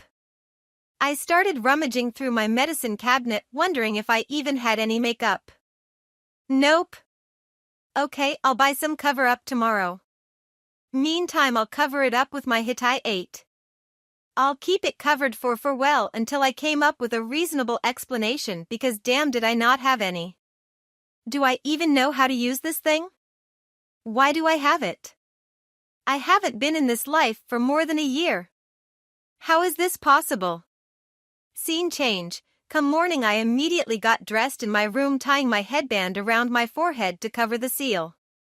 I still hadn't figured out what to do about it, since I doubted my usual explanation of the goggle gods would cover it. They had only ever given me information. Why would they suddenly grant this onto me? I decided to give myself more time before I could come up with a good enough bullshit reason. Something told me claiming ignorance, even if it was true, wouldn't work. Although it did become increasingly important to started training under Tsunade. I was technically under her apprenticeship, but she hadn't given me one-on-one training yet. Maybe if I trained under her a year, I could squeak by with being a prodigy or whatever and then show off my seal. Ideally, I'd wait as long as possible before showing it, but I could probably get by with a year of training, because in that case I could say the goggle gods helped me. Maybe? Ugh. After I got dressed, I helped Brightheart downstairs. Her prosthetic was decent, certainly more advanced than my previous world's life, but it could still lock up on occasion. And I knew I wouldn't be able to carry her around forever, so I tried to do it as much as possible while I still could. Who was kidding? Even when she'd get up to 200 pounds, I'd still carry her around. Unsurprisingly, Tenzo and Kakashi were already downstairs and drinking coffee. Kakashi knew how much I loved cooking, so he largely left that task up to me, but he'd do the dishes because whoever cooked didn't have to do the dishes. Good morning, I said cheerfully, setting Brightheart down. The cutie patootie let out a yip to let me know she was hungry. Morning, my bodyguards greeted me. Kakashi reached over and patted Brightheart on the top of her head, earning a small tail wag. Any requests for breakfast? Nope, Kakashi answered on behalf of the two of them. We'll be taking a mission this afternoon though. Nothing too dangerous, so we should be back by tonight. I saluted. Yes, sir. Scene change. Since training with Tsunade became a top priority, I planted myself in her office that evening after coming back from the mission and begged for training. She was all too happy to oblige. When Tsunade taught me, she was completely unlike Shizune. Shizune was patient, thoughtful, and encouraged conversation. Every time we went into surgery together, she would ask me questions about what she was doing and even at times allow me to take direction. She was a good teacher. Tsunade, on the other hand, was nothing at all like that. She was brash quick, and if I didn't know the answer, I got a hard slap on the back of my head that left my ears ringing. She didn't offer direct instruction, but rather if I wasn't being berated or hit, then I knew I was doing it right. And boy, that physical training was something else. I thought guys' training courses were cruel. Clearly, he didn't have Tsunade's imagination. Whenever Tsunade taught me, I definitely wasn't taking any missions that week. I would spend my entire time recovering from her brutal teaching style. But damn, did it show results. Scene change. Dearest Sakura, oh, that cake recipe is divine. I'm tempted to request you for a month as my personal chef, but unfortunately I think my actual chefs might take offense to that. Land of Spring is beautiful, of course, but I am glad I will be able to get out for a while. All the diplomacy and paperwork gets suffocating, and I can't ignore my acting career. The Aika Aika movie will be coming out soon, as we've already finished filming. Don't worry, you'll get your tickets, but I've recently taken up another script. This movie will actually take me in the Land of Fire for a couple weeks and near Konoha. I'm trying to see if the director will allow us a small detour into Konoha so I can visit you. You'll have to make your croquembouche for me. Congratulations on your apprenticeship and your new position in the hospital. I'm sure you'll be running the whole thing within the year. You live with your sensei now? Is this the same silver-haired man that the director ships you with? He sent me over the script you helped him with, and I found it interesting that the teacher also has silver hair and the student has pink hair. Not nearly as interesting as the Sharkman fellow rival, though? Where did you come up with that? Thank you for the wool socks. My feet are absolutely delighted. With love and kisses, Yuki. I sat outside in my backyard one weekend, half a dozen fruit pies on my right and dozens of fruit tarts on left. Kakashi was out on errands, so only Tenzo remained as my bodyguard, but he remained inside. Apparently, he could only take me in small doses. How weird was that? Brightheart lounged in the warm sunlight behind me, her feet and prosthetics kicked up into the air while she wiggled her back into the soft grass. A quick glance behind showed me that her tongue was lazily hanging out and she had a doggy smile. Could my dog be any cuter? No. She couldn't be, else she'd melt the entire world. What? I ignored my inner's disbelieving tone, choosing instead to focus on the positive things. After all, today would the day I met the rest of the salamanders if all went well. There were 3 salamanders I could summon that I hadn't yet. Shin, Hanso, and Abuse. Shin, according to Geto, was keeper of the salamander spirit prison. He was extremely well versed in Fuinjutsu and was able to dissummon himself enough to the point to pass through anything physical, including seals. The spirit prison, I had learned, was something unique to the salamanders. The salamanders were one of the rare summons who resided in the in-between, the place between the physical and spiritual realm. I currently lived in the physical realm. The spirit prison captured and held the physical bodies of prisoners and pushed out their spiritual energy. In short, it turned people into ghosts. The summoner me could then bring those ghosts over into the physical realm for an indefinite period of time. The spirit prison was made a long time ago by someone the salamanders won't talk about. I guess she was some kind of Billy Badass in seals and had a connection to the spiritual realm because the spirit prison drew upon the spiritual realm itself to make all this possible. And Wai Wei Shin was the keeper of the prison. He made sure the prisoners didn't waste away while inside, I guess.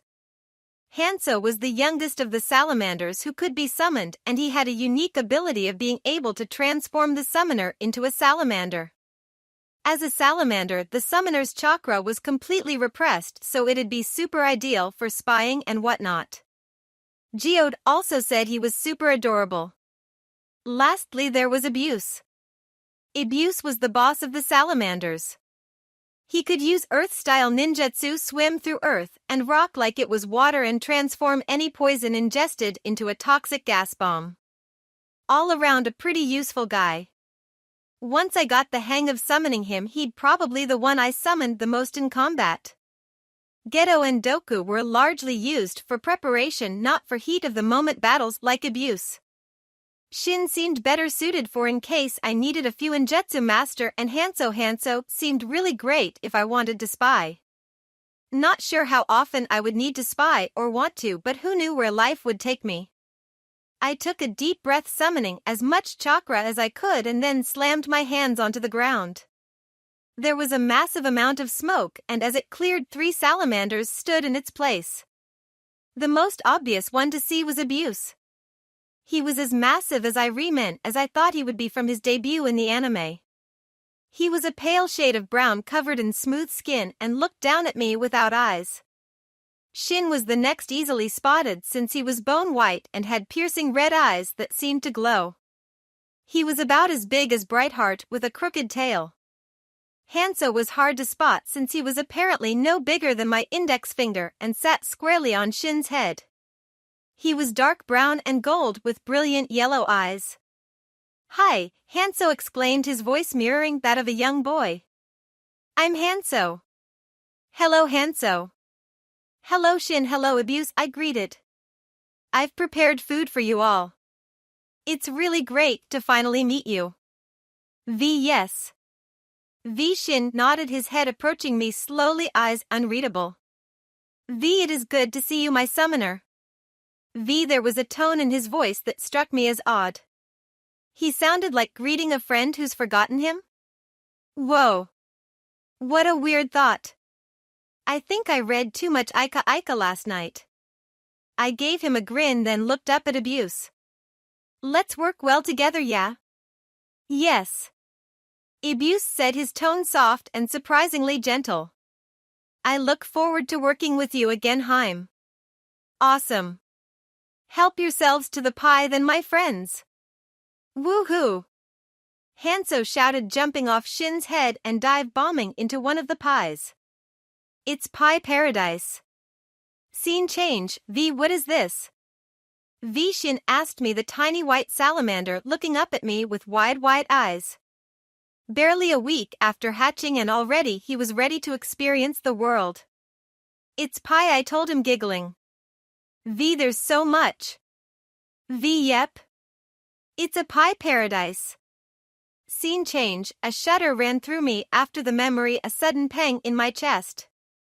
One moment I was clutching my head from the odd vision, and the next everything was gone and I felt perfectly fine. I received a few glances, but I smiled and said, "Sorry, blood rush. I'm okay. Come on. Let's eat." Scene change. To my beloved Gara. "Oh my gosh. So today at the hospital I'm doing my rounds like no big deal, right?" "Right. But then an Umbu squad bursts into my office because I share it with Shizune, looking for Shizune. That part isn't so unusual because some of the Umbu prefer to get rushed patch jobs so they don't have to stay in the hospital overnight, and only a handful of doctors can and will do that, Shizune being one of them. But Shizune was gone, so I'm like, "Can I help you?" And that's when I noticed they were all holding their intestines. I screamed. They pass out. I of course call a code while still screaming and trying to shove their organs back inside. Nurses come running, we get them pumped full of drugs and rush them to a surgical room. Unfortunately, only one room was available, so we put all 5 of them inside of it. Not at all okay, but you gotta do what you gotta do, and then I find out I'm the only available person who can perform surgery. Naturally, this freaks me out for a moment, but I manage to calm down and I get to work. I mean, what choice do I have, right? So I'm working on these guys for 16 hours, and boy, what a madhouse that surgical room turned into. But guess what? I saved them all. It was amazing. Even Shizune, when she finished her own surgeries, said she might not have even been able to do that. Tsunade said I had the natural talent of someone who's been doing this for 100 lifetimes. Isn't that crazy? It was an awesome day. The fellows even bought me dinner afterwards. Kakashi was totally jealous of my polydate. And why way so? After that whole fiasco, there was a lot of discussion by the higher-ups and I got a promotion. I'll be getting my own office and I'll be able to take on my own patients and surgeries solo. Isn't that great? I know this is earlier than what I would normally send a letter, but I just had to tell you. With all the love, Sakura. Scene change. A week after I turned 14, I decided to show Tsunade and Shizune my forehead seal. It was only little after a year since they both started training me, so it wasn't a real stretch that I would have it already, and I knew I couldn't keep it hidden forever. Showing them made me nervous, of course. Both knew it should have been nearly impossible for me to receive it prior to 3 years, but I was in a difficult spot. I wasn't even sure how I got it. I could assume it was related to how I knew things I shouldn't have known, but I didn't have much to go on that either. The morning I decided to show the two of them, I got up extra early and told Kakashi and Tenzo that I was going to talk to the Hokage about something important.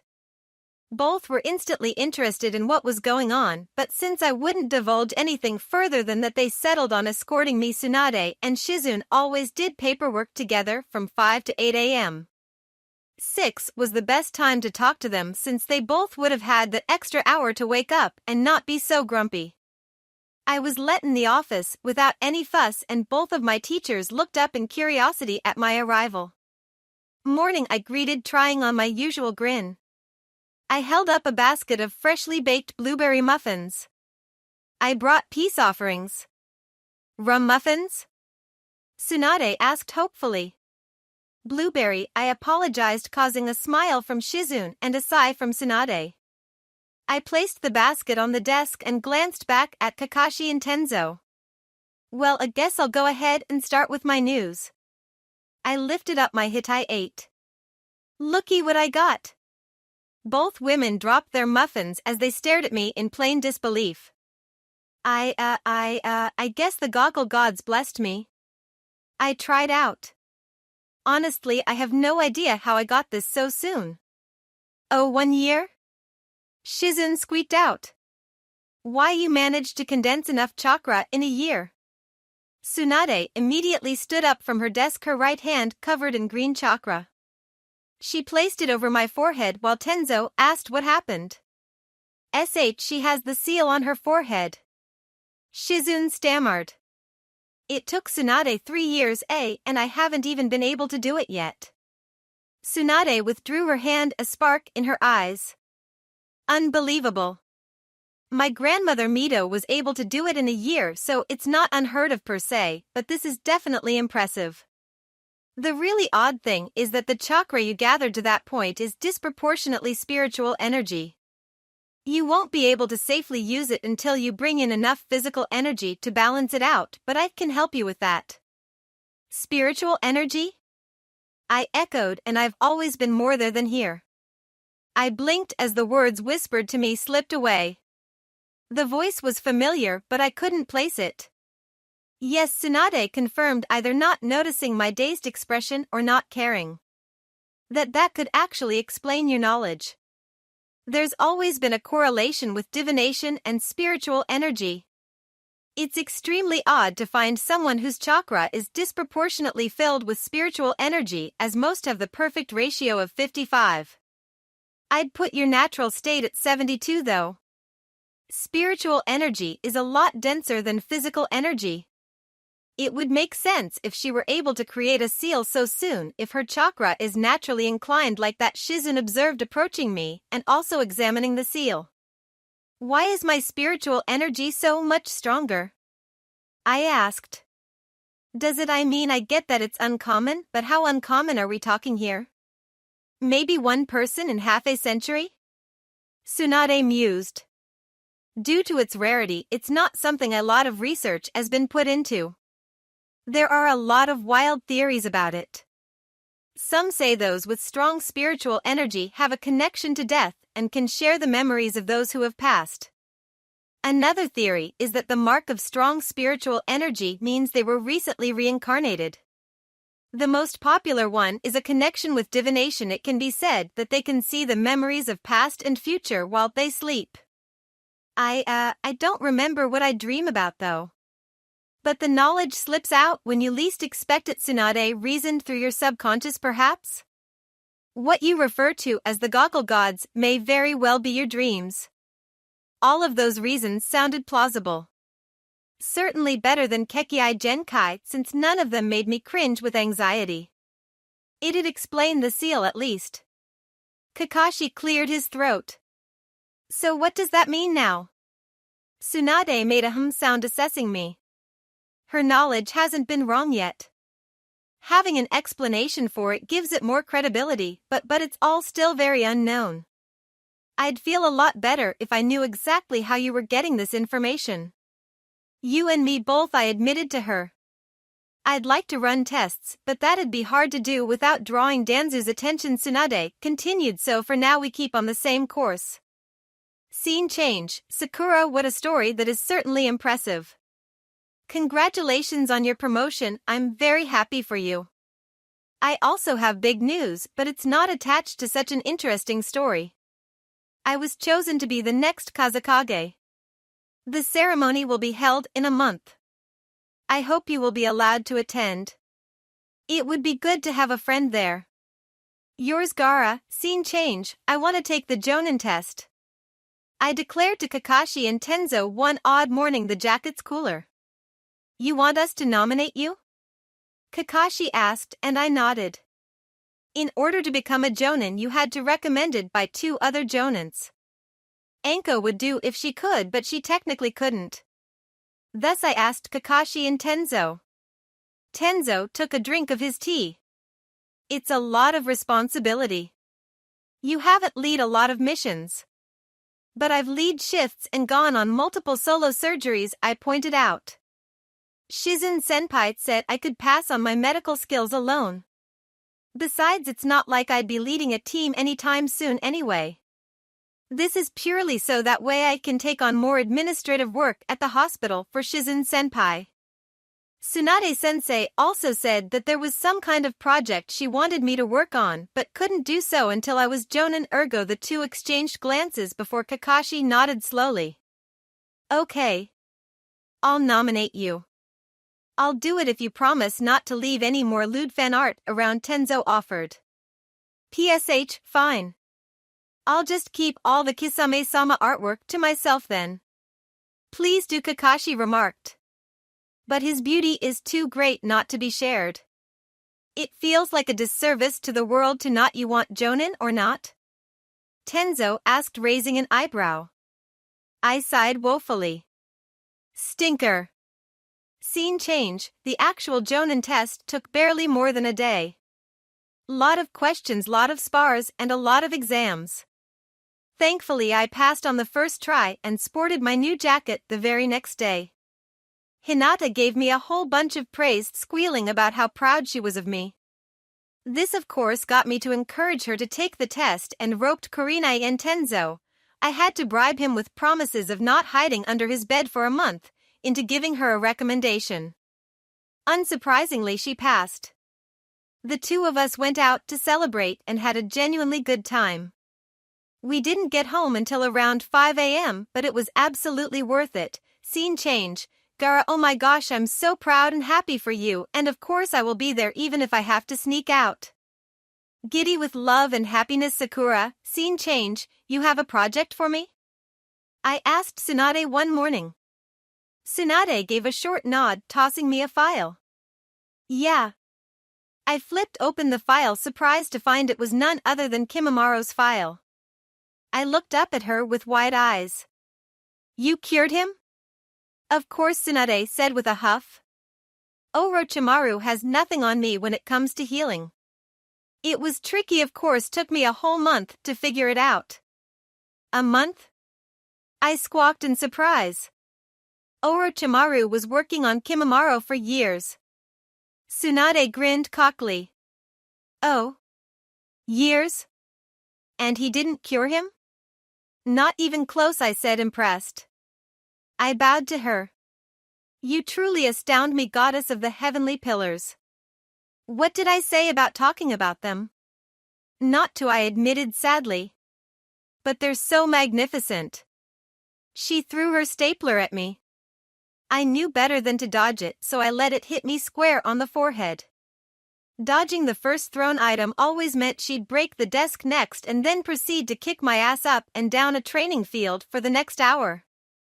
I placed the stapler back on her desk, meekly keeping quiet as my forehead throbbed. She tossed back her pigtails. Kimimaro has been healed and thoroughly interrogated. The issue is what to do with him. He has a valuable Kekkei Genkai, so it'd be a waste to kill him. And after all the shit I've been reading about what the past Hokages had done. Her face grimaced briefly into rage and disgust. I refused to hand him over to Danzu. I'm not going to be like the second or third Hokages. I want to keep my grandfather's vision of peace for this village and resolve what I can without bloodshed. This world has seen enough of it already. Tsunade tapped her fingers on the desk. But that doesn't leave me with a lot of options. We can seal his chakra away and make him safe-ish, but simply keeping him locked up is something the other Hokages would have done. I finished. Your grandfather was the type of guy who would have given Kimimaro a chance. Tsunade nodded, glancing out the window and continuing to tap her fingers on the desk. Your gods, do they have an answer? I can help him, I said without thinking. Tsunade smiled at that. I somehow thought that might be what you'd say. Okay. We'll seal his chakra and discharge him into your care. The official reason is that you'll be researching into replicating his disease to be weaponized. That'll keep Danzu off our asses. No one else aside from those listed in the file know he's healthy, and I want to keep it that way until certain factors are taken care of. I saluted. Leave it to me. Tsunade waved me off. Then take care of it. He's in cell block B. Oh boy. Cell block B was underneath TNI, which meant I'd get to say hi to Anko before picking up Bone Boy. There is one other thing, Tsunade said as I turned to leave. Due to history and what we found, it was decided that it would be for the best if all of his memories of Orochimaru were locked away once we were done. Unfortunately, since Orochimaru was a large part of his life, this became a substantial loss to his memories. I'm sure you can understand the effects this would have on him. I turned back around, scratching my cheek. If he's not loyal to Orochimaru anymore, then how come you have to repress his chakra still? Disloyal to Orochimaru doesn't mean loyal to Konoha. Good point. All right. Well, no worries, I'll take care of it. Scene change. TNI was deep underneath the HQ where the Jonin, Chunin and Genin commanders worked, and a lot of paper shinobi, and required a lot of clearance to get to. As a loyal Chunin, I was allowed to go to the first level, but anything more than that would require special permission. Or working there. Which I had to admit was tempting, if only for the fact of being able to work beside Anko. Speaking of which, as soon as I entered the first floor, the goddess herself stepped off the elevator from the floors below to greet me. She gave me a wicked grin. A little birdie told me you'd be coming by. Bring the goods? I held up the crocum bush. She mock shuddered. Oh. You spoil me. These offerings are the least I can do when I get to gaze upon your beauty, I shamelessly flirted. Anko laughed boisterously at that. You're always so funny. All right, follow me. I gave her a salute and she took the pastries before leading me through TNI. So I drawled out, any good ones spotted? Anko has been keeping a tally on prisoners with the best asses. As a fellow but fan, I kept an interest in her tally. Nothing new. No one's been able to top X though. X was a pretty dang famous S-ranked thief. He was captured around the Chunin exams but escaped during the chaos. Anko swears he has the best ass she's ever seen. Obviously I had to disagree with her on that because Hello Kakashi existed, but whatever. Pity. Scene change. Kimimaro, dressed in a plain white shirt and gray pants, looked up at me with tired, scared eyes. Orochimaru was a big part of his memory. He's lost years worth of his time, so he's gotta be scared shitless. What's the last thing he remembers? What does he know? Not to mention locking away those memories doesn't mean deleting them. He's probably got some subconscious horrors that he'll have to deal with at one point or another. I thought, my heart going out to him. It was a shame, really it was. I'd rather his memories weren't locked away, but I could understand why they chose to do so. Even if Tsunade didn't want to be cruel, she had to put her village first. A loyal member of Orochimaru walking amongst her populace simply wouldn't abide. Maybe if enough time passed and I could prove he wouldn't harm Konoha, she might release the blocks. I could only hope. It'd definitely help a lot once Orochimaru was dealt with one way or another. I gave him the warmest smile I could, wanting to convey my sincere affections. Hi Kimimaro. I'm Sakura. I'll be taking care of you. Kimimaro nodded slowly to show he heard me, but he still looked deeply concerned. I held out my hand towards him and he flinched back. A glance back at Enko showed her shrugging. He doesn't remember what happened, but he knows something happened. We took away the worst, but this kiddo's been through a lot. Is he scheduled to see a therapist? I inquired. Not at the moment, but I'm sure you can arrange something, she said. Inoichi still does counseling even if he's retired from TNI. That might be good, I responded, wondering if Inoichi was also the one who put the blocks on Kimimaro. He was the best in the field, so it wouldn't surprise me. Yeah, I'll set him up for weekly visits. I knew the importance of seeking professional help. Especially over PTSD, which is what Kimimaro will likely be dealing with. I may not be one to easily seek help, but I wasn't stupid. I knew what I did wasn't healthy and that I'd probably pay a price for it later, but that was a problem for future me. There was no reason for Kimimaro not to get the help he needs. Obviously I'd do my best, but I wasn't a professional at it. Maybe if we had access to Naruto 24/7 we could do it on our own, but without therapy, no jutsu? Regular therapy would have to do. I squatted down beside Kimimaro, offering out my hand once again, palm up. It's okay. I promise I'm not going to hurt you. I'm here to take you away from here and you're gonna live with me for a while. Kimimaro watched me warily, his eyes flickering between my hand and my face. I kept up my smile, doing my absolute best to convey how non-threatening I was to him. After several minutes, Kimimaro took my hand and I easily pulled him up. I gave his hand a good squeeze. Come on.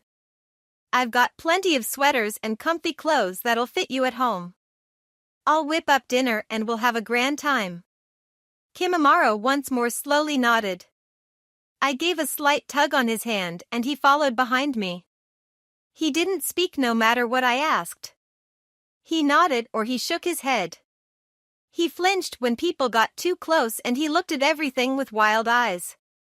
When we finally got to my home, the poor thing was trembling from overstimulation and anxiety, and I took him to our final spare bedroom.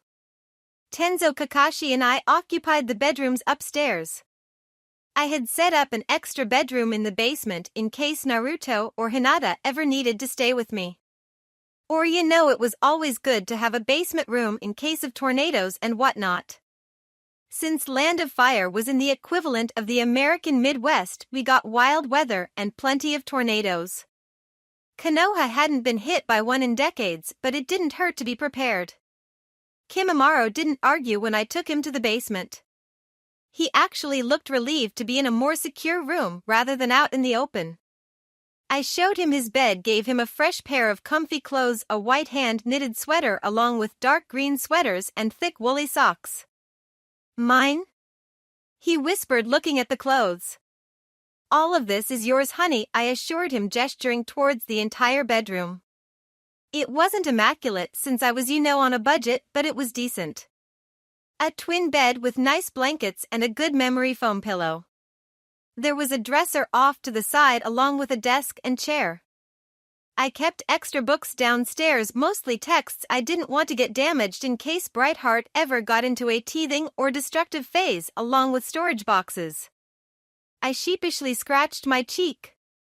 I know it's not much and you're welcome to move stuff out if you don't want it here. We'll get you better stuff later on, I promise.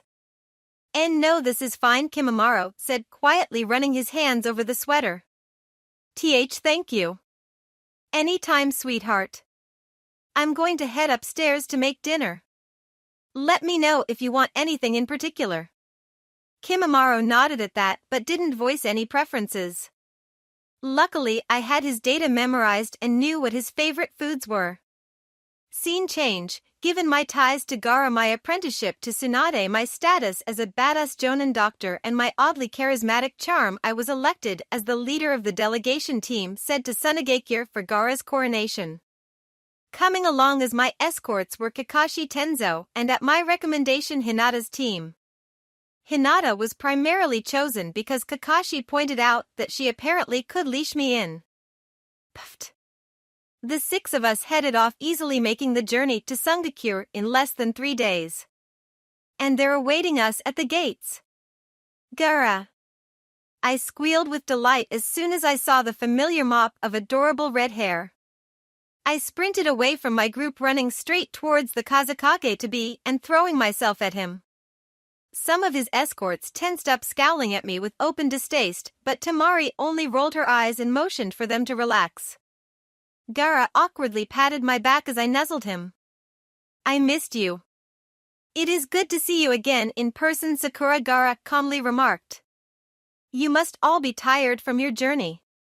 The rest of my group met up with us, Kakashi politely answering. Gaara, we're honored you invited us to attend Kazekage-sama. Gaara waved him off. I am glad Sakura could come. It is good to have a friend there.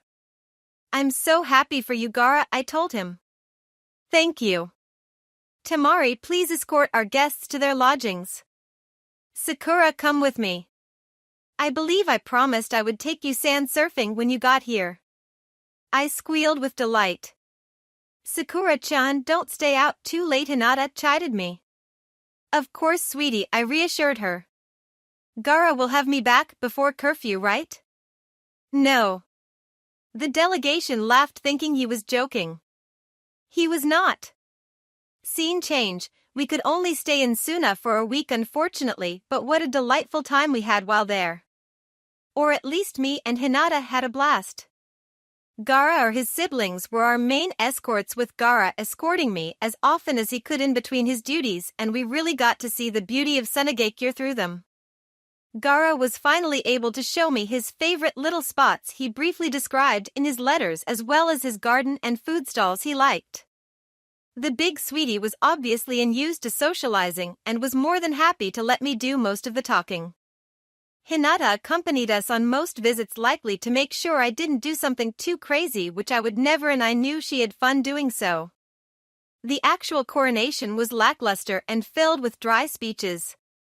The party afterwards was an alcohol-filled blast, not that I was allowed to have any because Kakashi was a stinker, and then we had to head back to Konoha. Not before Gaara made me promise to come back when I could. All in all, 10 of 10 would sand surf again. Scene change. Kimimaro was a silent shadow in the home. He didn't like to leave his room too much, forcing me to come down and eat dinner with him to make sure he had some socializing, and getting him to go to therapy was like taking a toddler to the dentist. When he did venture out of his room, it was only to sit quietly and watch me work on poisons, do yoga, or cook. Sometimes he would bring up one of the old texts I kept down there and read it beside me or Tenzo, who he had magically bonded with. Tenzo also took a liking to Kimimaro, which I had to wonder if maybe the tree baby was sympathetic towards another person whose life was wrecked by Orochimaru. Brightheart adored him, though, doing sweet little yips every time she saw him and wagging her stubbed tail. This always got a small smile out of the pale boy. He never initiated conversation and was never rude when someone did try to talk to him. It seemed like he simply didn't know what to say most of the time. But that was fine. He needed time, and that was something I could give him. Scene change. The last 6 months before Naruto came back was spent in a blur of training letters and taking care of Kimimaro.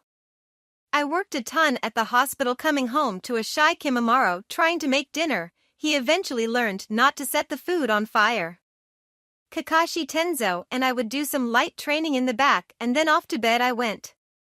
On the weekends I alternated between training with Tsunade to balance out the ratio in my strength of 100 seal and taking care of Kimimaro after his therapy visit. He did indeed go see Inoichi, so I chatted with Ino during the appointments. And then lo and behold we got the letter that would be the start of changing Shippuden for the better. Scene change. Dear Sakura, I know you're a good doctor and you've done an excellent job running Konoha's hospital for the past year and a half.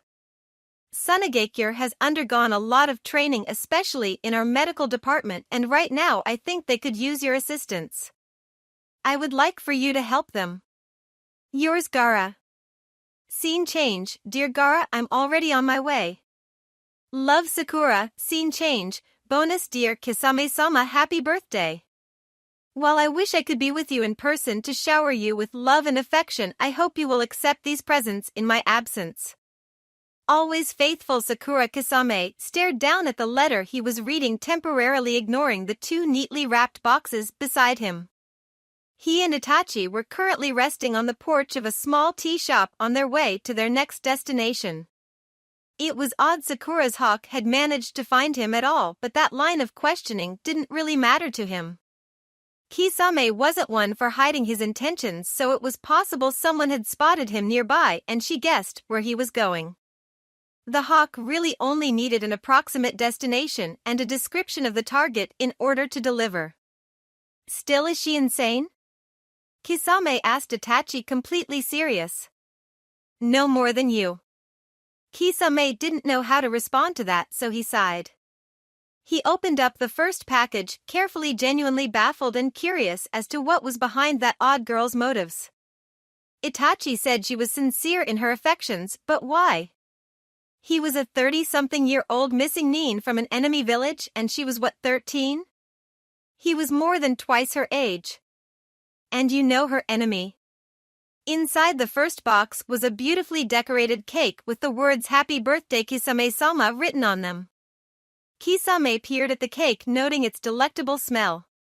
He couldn't smell any poison coming from it, not that it mattered much since he had acquired an impressive poison resistance from being a Kiryambu and he had an assortment of antidotes in his bag, but that didn't mean it was safe. He thought about simply throwing it out, but well, where was the fun in that? Deciding it might fun to try, he stuck his finger inside and pulled out a small piece. He licked it off his finger and his eyes widened. What the fuck, this is great. Itachi, you gotta try this. Not knowing about Itachi's weakness to sweet food, Kisame held out his birthday cake. Itachi eyed it with a look of disdain for a moment before taking a small piece of it to try. He ate it thoughtfully. It is acceptable. Acceptable, my ass, this is fantastic. I'm going to see if I can get a fork for this, but first. Kisame set aside his birthday cake and opened up the other box. The first thing he saw was dark blue cloth that he pulled out. It was incredibly soft to the touch, and when he pulled it out entirely he realized it was a sweater that looked like it would fit him perfectly. He fingered the material for a couple more seconds, marveling at how soft and warm it felt. He set that aside for a quick second to see what else was inside. There were two more sweaters, one black and the other gray with a sewn shark on the front of it. There were a couple hats, several pairs of socks, and oh sweet, Kisame breathed out, reaching inside and pulling out a see-through box filled with delightful treats. Wow, look at these, Itachi. Itachi definitely wanted to try some of those sweets but wouldn't dare admit to such. They look fine. Fine, Kisame repeated. Fa. Here, you check all the food for poison. I'm gonna try on this sweater. Kisame got up from his seat and headed a bit off into the forest to change out. When he came back he found Itachi idly munching on some of the goodies inside and a couple slices of his birthday cake already laid out for him. Kisame patted his incredibly soft sweater. Fits perfectly. That is good, Itachi remarked. There aren't many clothes that fit you. Yeah, Kisame admitted, looking down at the sweater. This'll come in great when we go to those damn snowy mountains next week. Kisame sat back down next to Itachi, a sliced-up birthday cake in between them. So she was serious? From what I could tell. Huh. Itachi took a sip of his tea. Indeed. Kisame blinked, then tossed his partner a half-hearted glare. Don't get the wrong idea, Itachi. Accepting this stuff doesn't mean she's won me over or anything. I'd kill her in a heartbeat if she got in our way. Itachi looked back at his partner, blinking once slowly. I'm not here to judge. Scene change. Next year on his birthday, Kisame was once again surprised to find 2 more packages awaiting him. The first one had another birthday cake that was just as great as last year, and the second was filled with more handmade clothes goodies and a tiny little plush doll of himself in his Akatsuki uniform. There was even a samahata attached to it. Amused, Kisame decided that a thank you might not be so out of place this time. The next post office they passed by, Kisame sent back the plush toy to one Sakura Haruno, except he signed his name on the samahata along with a brief thank you. Itachi only raised an eyebrow at the action, so Kisame snapped at him to shut up, to which the Uchiha replied, I'm not here to judge. When Sakura received her gift, her scream of joy and delight along with her prompt fainting from being overly excited scared the living shit out of her roommates. Scene change. Oh ho, but the chapter ain't over yet. Part 2, Boy Toy. Scene change. The trip to Sunagakure went by quickly. Tenzo, Kakashi and I were able to move pretty quick, so we got there in under 3 days. Unfortunately, we still got there a tad too late. At the entrance of Sunagakure was a plethora of armed guards, something completely out of the ordinary, and causing us to approach them cautiously. One of the guards recognized me, pink hair pays off, and shouted at someone in the back to get Baki. When the 3 of us reached the gates, the guards stopped us from entering and asked us to wait for Baki. I had a good feeling about what was going on, but I bit my inner cheek to keep from jumping the gun. There was always the chance that something different played out after all. Baki came to us barely a few minutes later, pale and anxious. Not that it was easy to tell, because he was a professional and all, but I knew him well enough to spot the tells. Baki said, the Akatsuki have come for Gaara. We cannot let you into the city until our Kazekage is retrieved. Then we'll go bring him back, I said, glancing over at Kakashi, who gave a slow nod. Don't worry. The goggle gods have blessed us. We'll head out immediately, Tenzo assured Baki. If you would please send a message to Konoha for us? Of course. Thank you, PSH. I'd do anything for someone in my harem, I dismissed, turning on my heel and sprinting off. Scene change. Kakashi summoned his good puppies to track down the Akatsuki. Within 8 hours of running, we came across where Sasori, my boy toy, had completely bitch-slapped Kankuro down. I kneeled in front of Kankuro, gently touching his cheek as I sent in probing chakra. A few minutes of silent examining, and I had my conclusion. The answer actually came into my head without much thought, and I bit down on the tip of my thumb before I summoned Geto and Doku. How may we assist? Geto inquired gently. Geto, please make an antidote combining recipes G and S. Doku, please make the poison for boy toy, I instructed, pulling out some packaged berries. Then give the poison to Abuse for him to mix up. Let him know I'll be summoning him in about 5 hours or so. But have him first prepare K-Trap. The salamanders nibbled on the berries given. Doku disappeared in a puff of smoke to make his poison while Geto hung around. It took her 3 minutes to mix up the concoction in her belly before she squirted it out into a glass tube from a single tooth on the roof of her mouth. She filled up the glass tube I held out for her before she took her leave. All right, puppet boy, time to take your medicine, I said to myself, pulling Kankuro up into my lap. I pulled out from my fanny pack a reach tube, what was used to make sure patients could take oral medicine without choking, and easily shoved it in. He gagged and reflexively struggled, but he was too weak to do much more than shudder and wheeze. I poured the antidote down the tube, then pulled everything back out. Ta-de. He's all better now, I declared. My beloved, won't you please summon Bull to carry this tired baby home? Kakashi made an acknowledging noise as he summoned Bull. Should you prepare any extra antidotes? Not necessary. I'm going to defeat Sasori within the first 10 seconds. You aren't going to flood the area with Krite's kiss, right? Tenzo asked worriedly, undoubtedly recalling the time I accidentally bombed a civilian zone with the poison and we had to spend the next hour administering antidotes to seizing victims. Whoops. No, that won't be needed, I reassured him. In fact, nothing I use will affect the living, so please be at ease. Is Sasori a zombie? Kakashi asked, a part of him wondering why he wasn't surprised by that possibility. Yes and no. How? I only grinned in response. Scene change. Since we were definitely gonna make it to Gaara before the summoning was complete, it was no surprise the Akatsuki sent out a clone of one of the members to slow us down. Given who was pursuing Gaara, me. It was obvious about who to send out to stop us.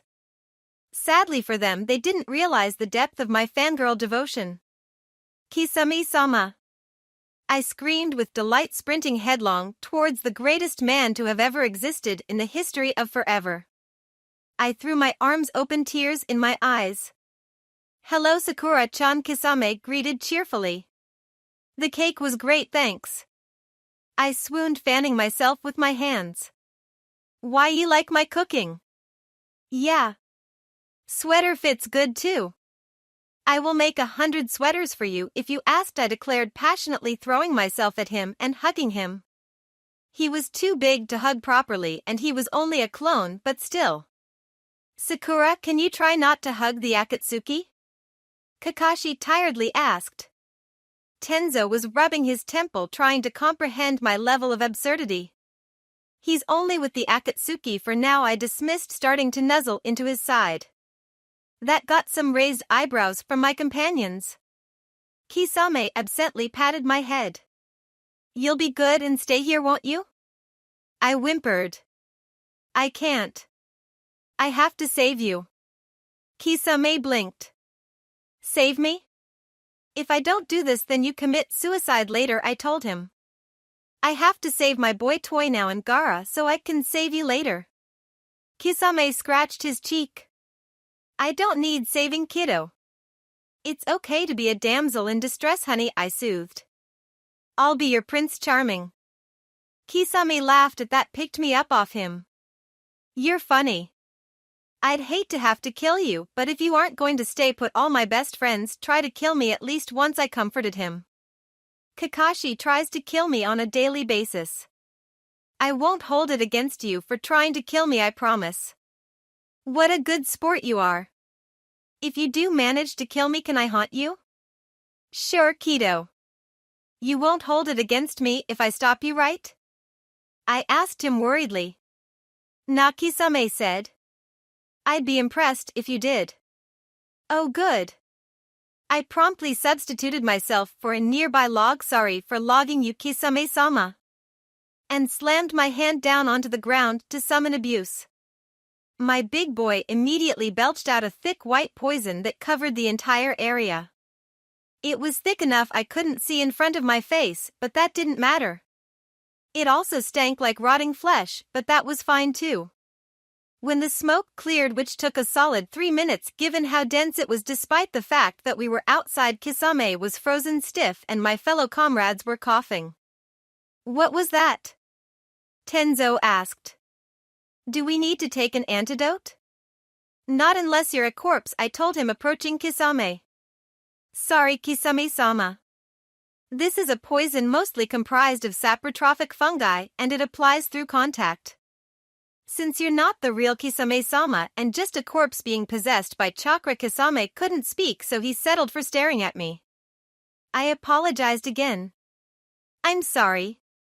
I promise I'll make it up to you later. Tell the others I said hi. I slit the clone's throat to cancel the jutsu, and boy did that feel awkward. With a sigh, I watched the clone dissolve away. Silly Akatsuki.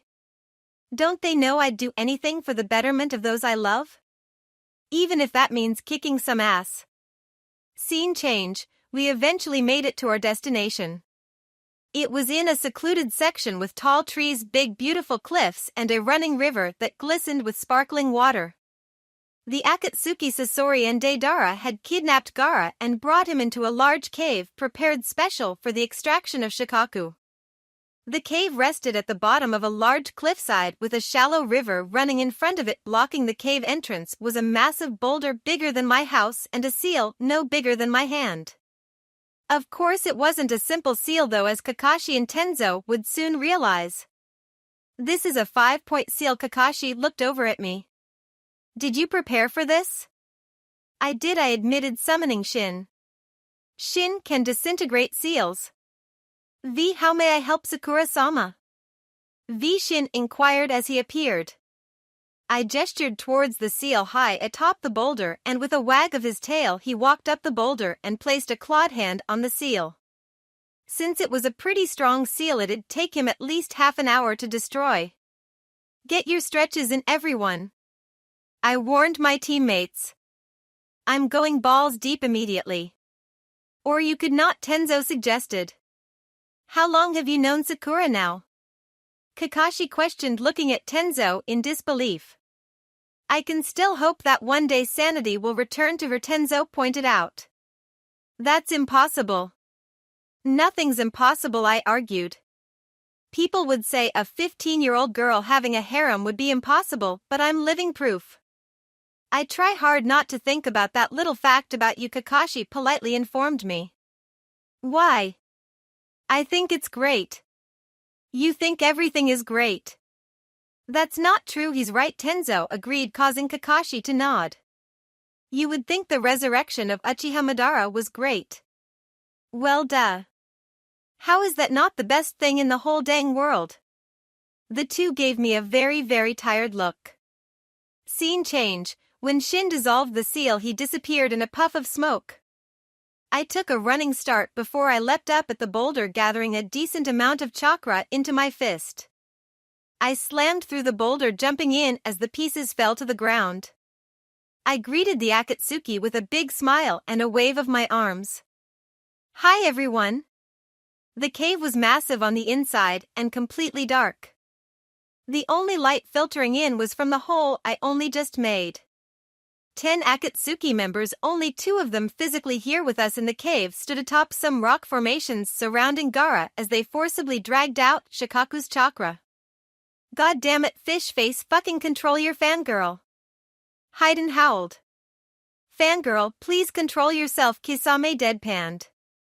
I can't, I insisted, I mean I see you and I just lose control. Sasori Deidara pain drawled out, deal with them. The ceiling now disrupted. Gaara fell to the ground unconscious. The Akatsuki holograms disappeared.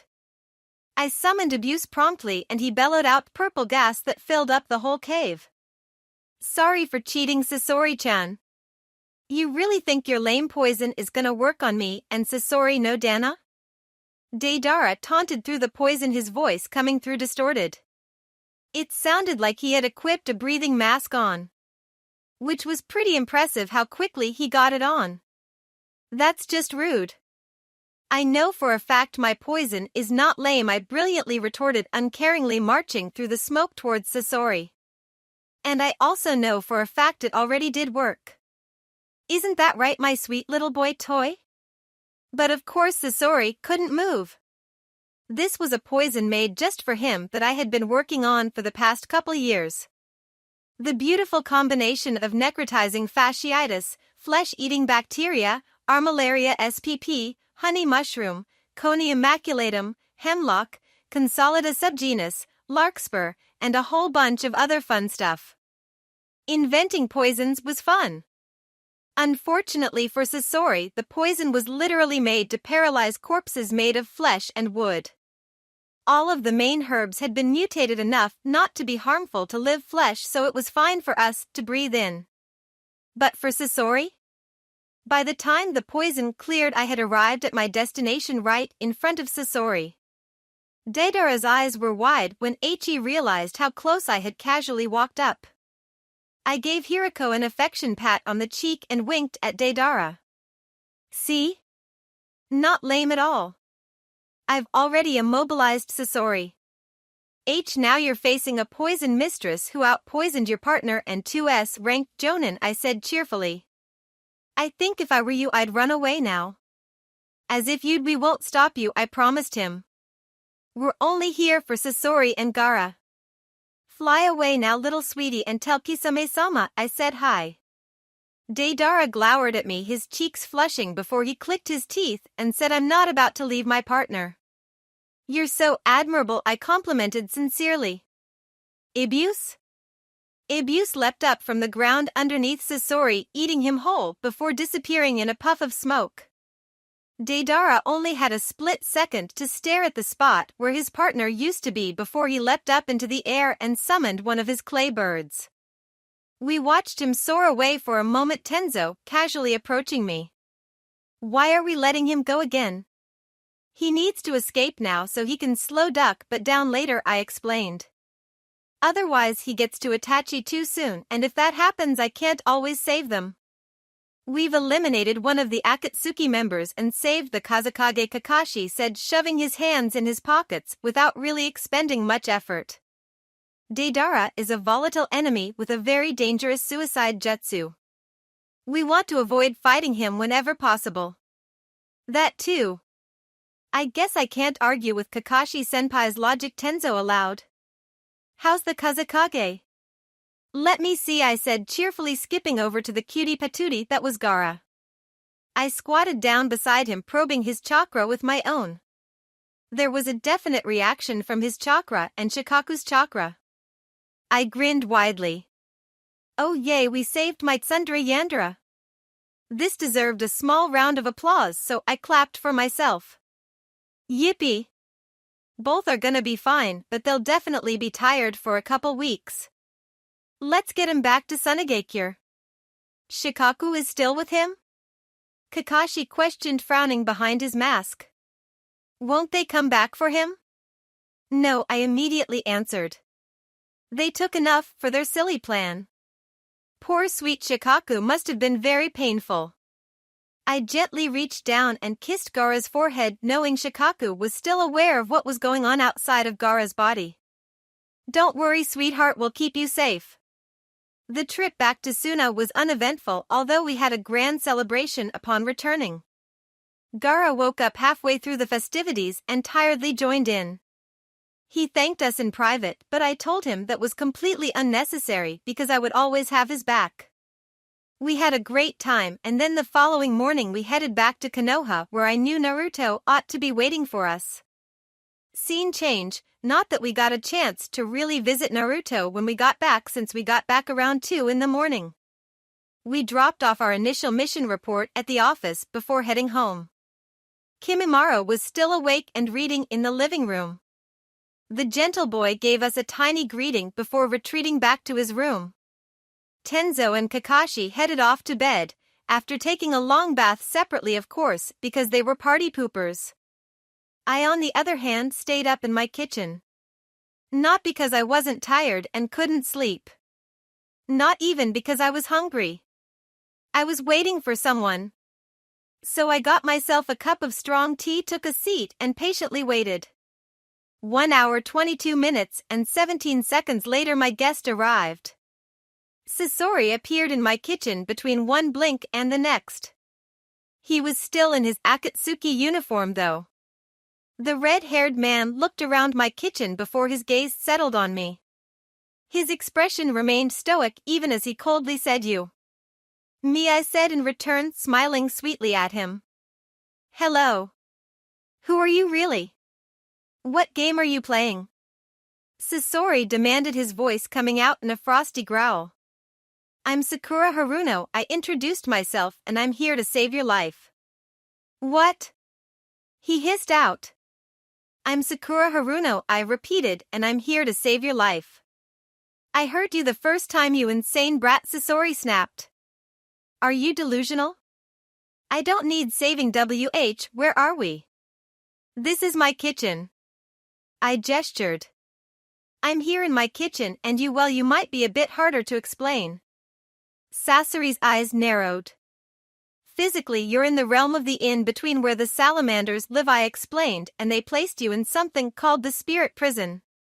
Your body will stay in a perfect stasis there while your spirit may join the salamander summoner me. I placed my head in my hands as I smiled at Sasori. Don't worry. You'll be safe and sound there. I won't let anyone hurt you. You'll keep me captive against my will though? What for? What do you want? Gosh, if looks could kill Sasori would have me dead 10 times over. Only for a year, I reassured him. I'm doing this to make sure you stay alive. I don't need anything from you except your time. You honestly expect me to believe you? Sasori demanded. No.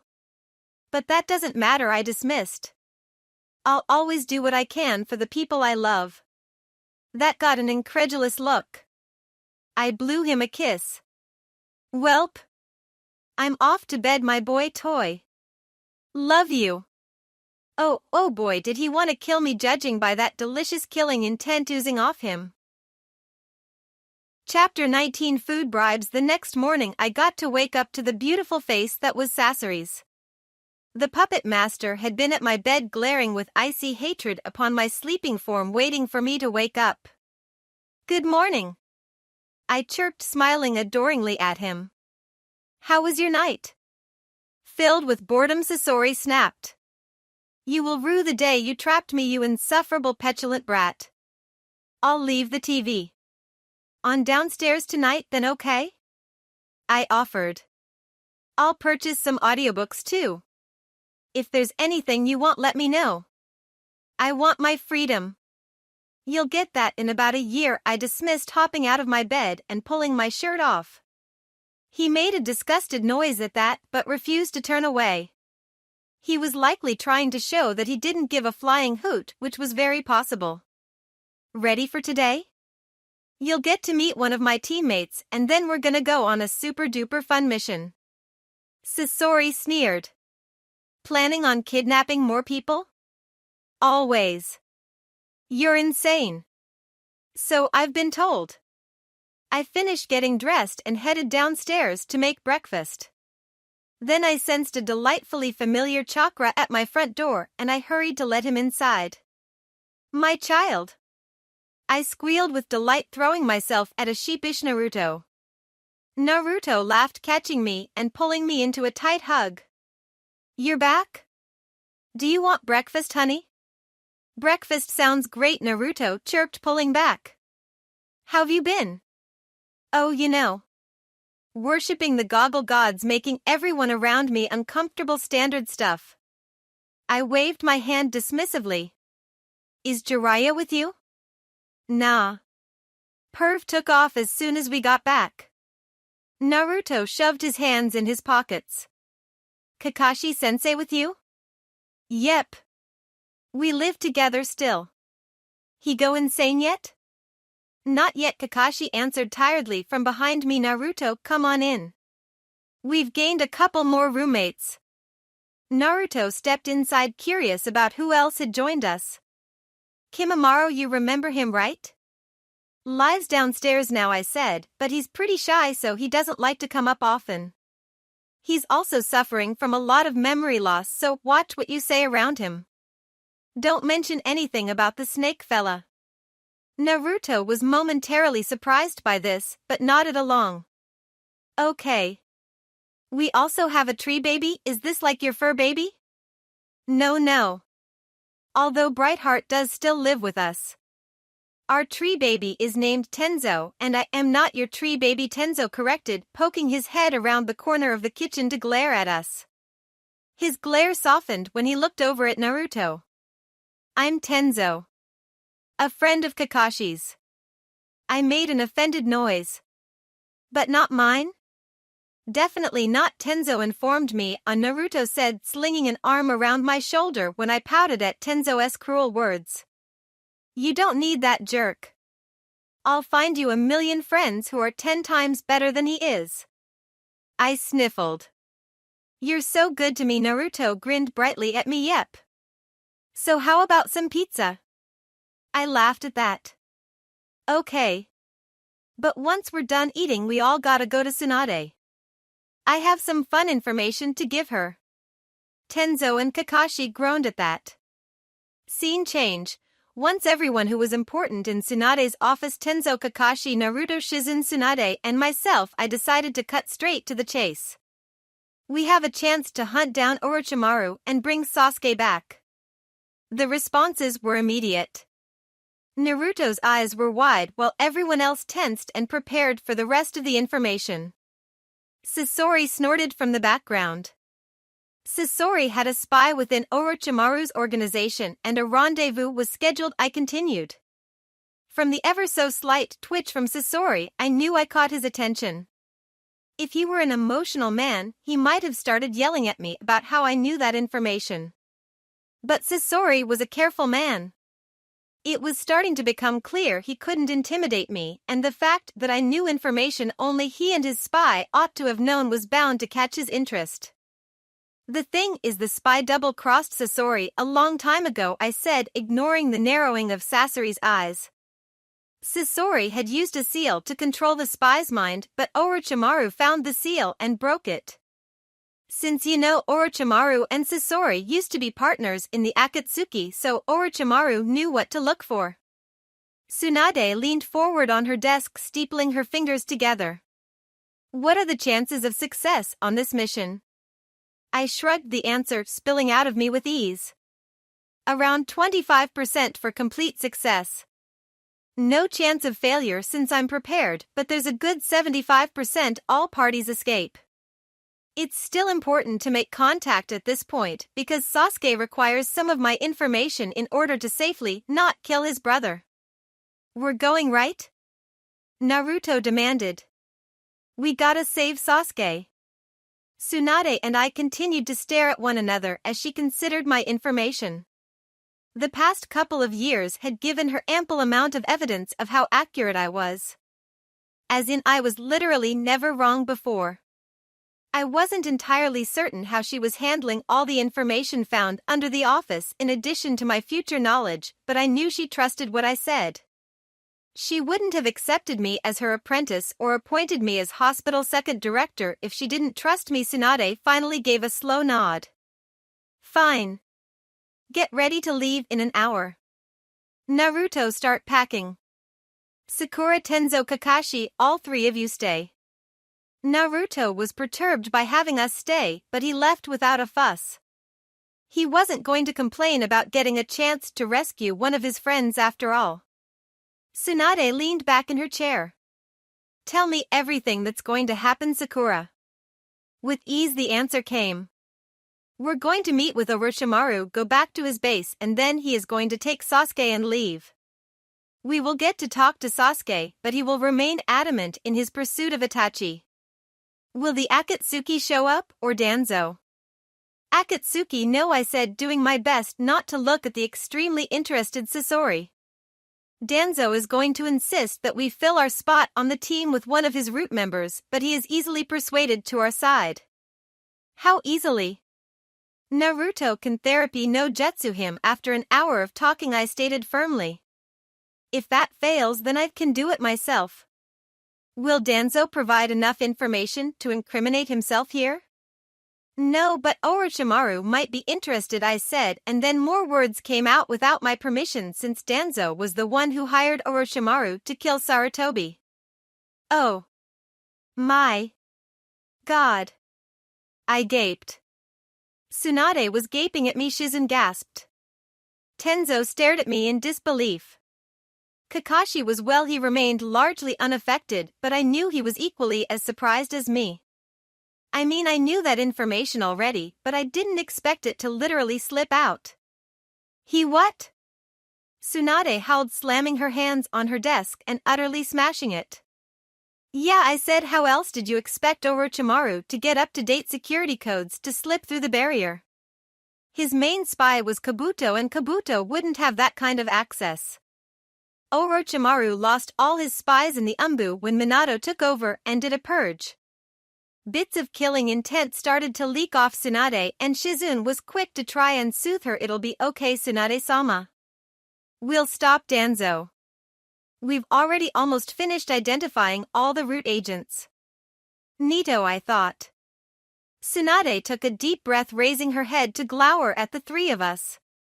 Kakashi Tenzo, make damn sure that old shithead doesn't get Sakura. Sakura, you really think Orochimaru will give us evidence against Danzo? Orochimaru already knows the complete list of all of Danzo's root agents. He'd be delighted if we took care of them for him, I said with a shrug. He also knows where all of Danzo's bases are. Get that information from Orochimaru, whatever the cost. Tsunade ordered. All of you are dismissed. Scene change. An hour later, Sasori had been giving me a look the whole time, but refused to say anything. I was packed and ready to go at the entrance. Tenzo had been called back into Tsunade's office barely 10 minutes after we left, so only Kakashi was with me when we arrived at the gate. Naruto showed up shortly afterwards, a tan bag slung around his back and his hands shoved into his pockets. So happy reunion? Happy reunion, I said with a smile. When we get back, we'll have a proper welcome party for you. No strippers, Kakashi immediately denied. I opened my mouth to suggest something else, but Kakashi also added, and you can't jump out of any cakes. Same for Anko. Ugh. Sourpuss. Lucky I love you so dang much. Kakashi shrugged, unrepentant. Uh-huh. Naruto scratched his cheek, his face scrunching up as he considered any suggestions for the party. What about a pool party? That way Sakura still gets to admire some booties, and everyone loves pool parties. This got a squeal from me and a tired look from Kakashi. He said no. Stop encouraging her. I mean, I'm her best friend. If I don't enable her, what's the point? Naruto asked, shrugging. To keep her from driving your favorite teacher insane, Kakashi suggested lightly. Nah. That sounds boring. Our poor teacher sighed. Yo, Tenzo said, flickering over to join our group. Behind him was Sai, who smiled with fake politeness. This is Sai. Our new team member. I waved at him. Are you a boobs or butt kind of guy? Sai continued to smile. Neither. Wait, does that mean you like dick? I asked. Or nothing at all? Oh, I'm Sakura. Nice to meet you. This is my son Naruto. Naruto didn't bat an eye at the introduction, choosing instead to salute to Sai. Sup. I guess I'm her son Naruto. Sai blinked once at that, his smile dropping. Hello. I am Sai. This is Kakashi. I'm his but advocate, I introduced, gesturing towards Kakashi, who accepted my title with a tired sigh. What's a but advocate? Sai questioned. It means I speak on behalf of his, but I explained. Because he has the best booty in the whole wide world and humanity deserves to admire it. Run while you can, Kakashi advised Sai. Far, far away. I don't believe that will be necessary, Sai said. The ugly pink-haired lady and her son don't seem to pose much of a threat. I made an offended noise while Naruto squawked and made a move to give Sai a good black eye. Kakashi easily held him back though. I can tell this is gonna be fun, Tenzo said dryly. I looked down at my attire, a long-sleeved red shirt with a wide enough collar to keep my shoulders exposed. I matched it with a pair of black leggings, knee-high boots that doubled as shin guards, and thick black gloves. I don't think this looks ugly. You're beautiful, Sakura. Don't listen to that freak, Naruto immediately consoled me, being the super supportive best friend that he was. Thanks, baby boy. This is only going to get weirder, isn't it? Sasori muttered to himself. I started to whistle innocently. Scene change. Tenzo was right about one thing, it was lots of fun. Sai kept making remarks to bait Naruto, and Naruto fell for each one of them. It was getting more on Tenzo's nerves as time wore on, Kakashi and I didn't give a flying hoot because we were chill like that, and he finally broke down and ordered all of us to take a break at a luxurious hot spring in hopes of getting Naruto and Sai to get along. He even made Naruto and Sai share a bedroom.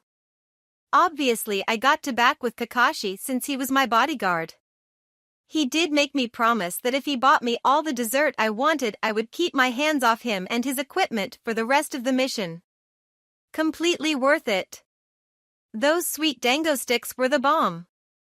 And why Hortenzo was about to lose his shit with all the bickering going on between Sai and Naruto, so I decided to take pity and work my magic. After I chugged down a buffet of dessert, of course. "Hey Naruto," I said, grabbing my friend and dragging him into his assigned room. "I need you to do me a favor." "What's up?" Naruto asked. "I need you to use therapy no jutsu on Sai," I told him, shoving him into the boys' shared bedroom. "What? No way. He's a dick. He was forced to kill his own brother by an evil asshole called Danzo, and he's now on a mission to kill Sasuke. If you don't therapy no jutsu his bot and make him start to feel things again, then I'ma be forced to poison him," I said flippantly. "What?" Sasori deadpanned. "I don't want to," Naruto whined. "You're doing it," I told him, throwing him into the bedroom before heading back out to get Sai. "Don't even try dodging out of it, mister. That's the price you pay when you dump your plants on me and abandon me with no letters for years." "I'm sorry." "Not yet, you're not. Please don't lock me in here with Sai." "It's happening," I sung, spotting Sai heading towards us from down the hall. I sprinted over to him, grabbed his arm, dragged him into the bedroom, then slammed the door shut behind him. I promptly sat down on the hallway floor and called out, "If either of you try to sneak out before everything is peachy, I'll make you both trip so hard you'll start stripping in the streets." Naruto's groan of frustration was pretty funny. Scene change, 3 hours and a thoroughly destroyed room later. Sai confessed to working with Root by showing us his tongue tattoo. I didn't believe in therapy no jutsu. Tenzo apologized to Naruto afterwards. "That's okay. Everyone doubts it at first," Naruto said, forgiving Tenzo for his heresy. With Sai now on board, he no longer kept trying to bait Naruto. But he did talk about dicks a lot. Namely Naruto's, but whatever floats your boat, honey. We got back on the road for another day, and when we reached the point where we were supposed to meet Orochimaru, Tenzo had us stop for a break to confirm the plan. Ignoring Naruto's objection to the location, Tenzo used his wood style to summon up an empty wooden house. We entered it, heading up the stairs and checking it out. Finally we settled on a room, dumping our stuff along the walls. Tenzo lit a candle and placed it in the center of the room, asking all of us to gather around. "All right, so give us the rundown again," Kakashi ordered. I cleared my throat. "So we're going to be meeting a spy of Sasori's who works for Orochimaru. Tenzo will have to mimic Sasori at first in order to get the drop on Sasori. Tenzo said I have a file about him from Suna, but I need you to tell me his personality, speech pattern, gestures and mannerism in as much detail as you can." "Very well. Where to begin?" Sasori is impatient. He hates to keep people waiting and he hates to be kept waiting. He repeatedly notes it, in fact. He's quite proud of his puppets, referring to them as the perfect art. Though I must admit art is eternal anyway. Sasori is rather indifferent in actuality, but while he hides inside of Hirako he can come off a bit dry. I then began to launch into a lengthy explanation for what I knew about Sasori. It was actually quite a lot. Sasori was staring at me in complete horror when I got into his secret desire to be with his parents and his bitter loneliness and whatnot. By the end of it, Naruto was even starting to sniffle and said I wish I had a chance to talk with him.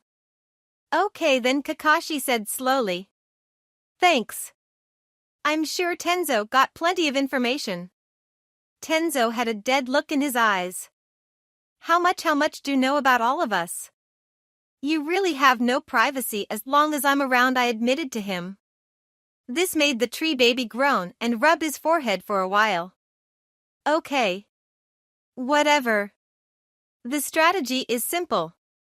First scenario, I successfully restrain the target. Second scenario, if I fail at restraining the target and we fall into battle, you three get into battle formation. I will signal when to do this. Scene change, at noon 2 days later we all gathered at the bridge. Naruto, Sai, Kakashi and I crouched in the shadows of the forest at one end of the bridge. Sasori had drifted off in the center of the bridge. On one end of the bridge was the spy who slowly walked towards the middle. At the other end I could see Yamato disguised as Hirako approaching. I let out a soft sigh, preparing myself. Scene change, third-person POV Sasori. Sasori drifted to the center, staring impassively at the spy. Sasori was a little miffed, to say the least. The fact that he had been outsmarted by a brat and forced prisoner did not bode well with him. He had believed himself to be a clever man. He had to be in the business he ran. But to be outsmarted by a mere child, and worse, his original plans of escaping were dashed by this prison that now held his physical body. Even if he killed her, it would only cause more harm than good. A nuisance, really. Perhaps if Sasori had even heard of this prison, things would have been different. There was always a way to escape cells. It was simply a matter of finding the key. But how could Sasori hope to find a key when he did not even understand the lock? It was a vexation, truly. But it would only require time and patience before he did understand his lock and he found the key. While normally Sasori was not a patient man, he could be patient when needed. And this situation certainly required patience. For the moment Sasori was free, he had the intentions of ridding himself and the world of this girl. His normally uncaring heart decided to make an exception for this situation. A strange thing indeed when Sasori once again felt irritation. Perhaps, though, it was only because he was not physically attached to his body anymore that he could feel such things again. It was an interesting thought that would require further investigation. However, Sasori allowed himself to be thankful that he was bound to this girl and not rotting away in a prison. How dreadfully boring that would have been. At least while following her she proved to be entertaining. At least she did not grate on his nerves like his previous partner. No, she was not audacious and seemed inclined to think ahead. Something of which he was slightly pleased about. Had she been as bad as Deidara or worse, Toby, Sasori wasn't quite sure what he would do. Overall it could have been worse, but not much. And then there was how she knew things. Sasori never told anyone about his childhood or his likes and dislikes. Even his wretched grandmother didn't know what foods he used to like or what songs he enjoyed.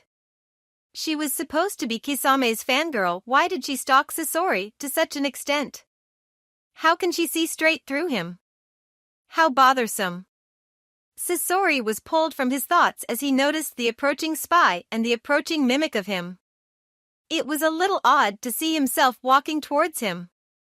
Finally, Hirako had reached the spy, stopping before him. "It's good to see you again, Sasori-sama," came the soft voice of the spy. The spy slowly turned around, revealing his face towards Sasori's imitation. Kabuto was the name of the spy, if Sasori could recall. Which naturally he could. "It's been 5 years, hasn't it?" Kabuto asked, his voice coming out slightly muffled from the harsh winds of the bridge. "Were you followed?" the imitation asked. "No, we're fine." "How are you holding up?" Sasori's eyes narrowed. A pointless question. Something in which he would have never bothered to ask. What difference did it make what the spy felt? Kabuto was merely a tool used as his subordinate. What did it matter if he was ecstatic or depressed? His mimic was doing a poor job of imitating Sasori, even with all that bombardment of information Sakura gave him. "I still feel a bit shaken from when your technique was released and remembering who I really am," Kabuto answered, seemingly thrown by the question. He shook his head. "My mind is a bit clouded as well." Preposterous. The mind seal placed inside the tool eliminated all doubt, all emotions, all hindrances into serving Sasori the moment it was released. Was she correct about Orochimaru unraveling my mind seal? She was unerringly right about everything else. "I've got a few questions for you," the imitation began. Once again Sasori had to restrain himself from shaking his head. He would never bother with introductory at such a meeting. This fake was being far too polite. He did not understand Sasori at all. We don't have much time, please keep it brief. A flash of annoyance raced through Sasori. How dare a traitorous subordinate speak to him in such a manner? Even if it was to an imitation to him, I'm risking my life just by being here, Kabuto went on. Had Sasori been able to do something at that moment, he would have killed Kabuto then and there. Damn shame he couldn't. Tell me what you know about his hideouts and Uchiha Sasuke. Sasori shook his head in disgust.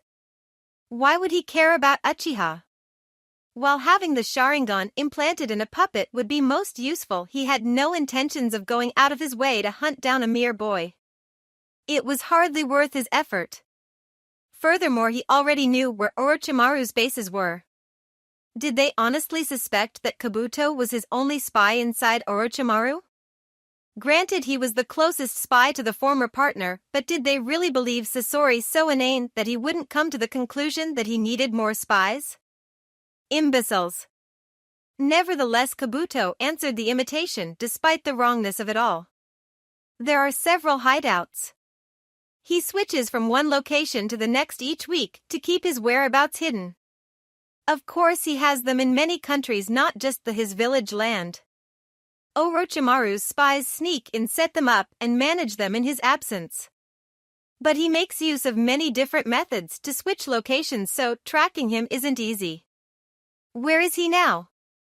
Currently, he's concealed himself on an island in a northern lake and will move in 3 days. Sasori's gaze snapped towards Kabuto. That was incorrect information. Sasori knew Orochimaru's patterns for switching hideouts. At this point, he would be residing in his hideout in Kusagakure, a few hours' run from this very bridge. He would switch in 5 days to his southern hideout, 6 days away from this bridge. This spy was lying to him on purpose. Clouded mind, emotions, disrespect, and now lying. Briefly, Sasori's mind wandered back to what that girl had said. Had Sasori not been staring right at it, he would have said impossible. Not only had Orochimaru destroyed his seal, but this spy was a traitor. For a moment, Sasori was overcome with the strong desire to murder the little vermin. He was overcome with frustration and resentment to how he couldn't. But it was only for a moment, because Sasori did not allow such folly things to guide him. Soon he was calm again, with mild irritation mixed with curiosity. How had the girl known? Curious indeed. Sasori's eyes flickered back towards the girl. She had hidden herself well, but Sasori knew where she was. He could feel her pulling him in softly, the same sensation he had felt the moment he realized he truly was bound to her for the time being. It was annoying for the most part, but useful at times like this. His eyes flickered to hers and they locked. Green meeting brown. Her eyes danced with amusement and his reflected nothing. She was amused. At his annoyance no less. The brat. Uchiha Sasuke is there as well, the useless, what good was a traitor? Spy finished pulling Sasori's attention back towards him. By the way, the arrogant little prick was interrupted from his statement, his gaze swinging over to a bush on the other side of the bridge. A brown rabbit hobbled out. Sasori almost snorted. Oh? Just a rabbit? The ex-subordinate murmured. The expendable boy turned back towards the imitation. Anyway, about the matter you ordered me to look into, Sasori resisted, sighing aloud. He ordered no such thing. It was clear the unpurposed miscreant was merely trying to test the imitation. The body that Orochimaru transferred out of had protective wards surrounding it, so I was unable to obtain the cell samples you requested. Cell samples? What good would cell samples be of use to him? Sasori already knew the basics of Orochimaru's technique, and he was not interested in such fleshy and unstable jutsus. It did nothing to prolong his life, and it showed no artistic value. Besides, he still had plenty of Orochimaru still stuck to some of his puppet's swords. I see. If you would please hurry up and give me the item, the apostate said. I can't afford to stay here any longer. He then had the gall to hold out his hand in expectation. I'll be killed if he finds out I'm here with you. Fine.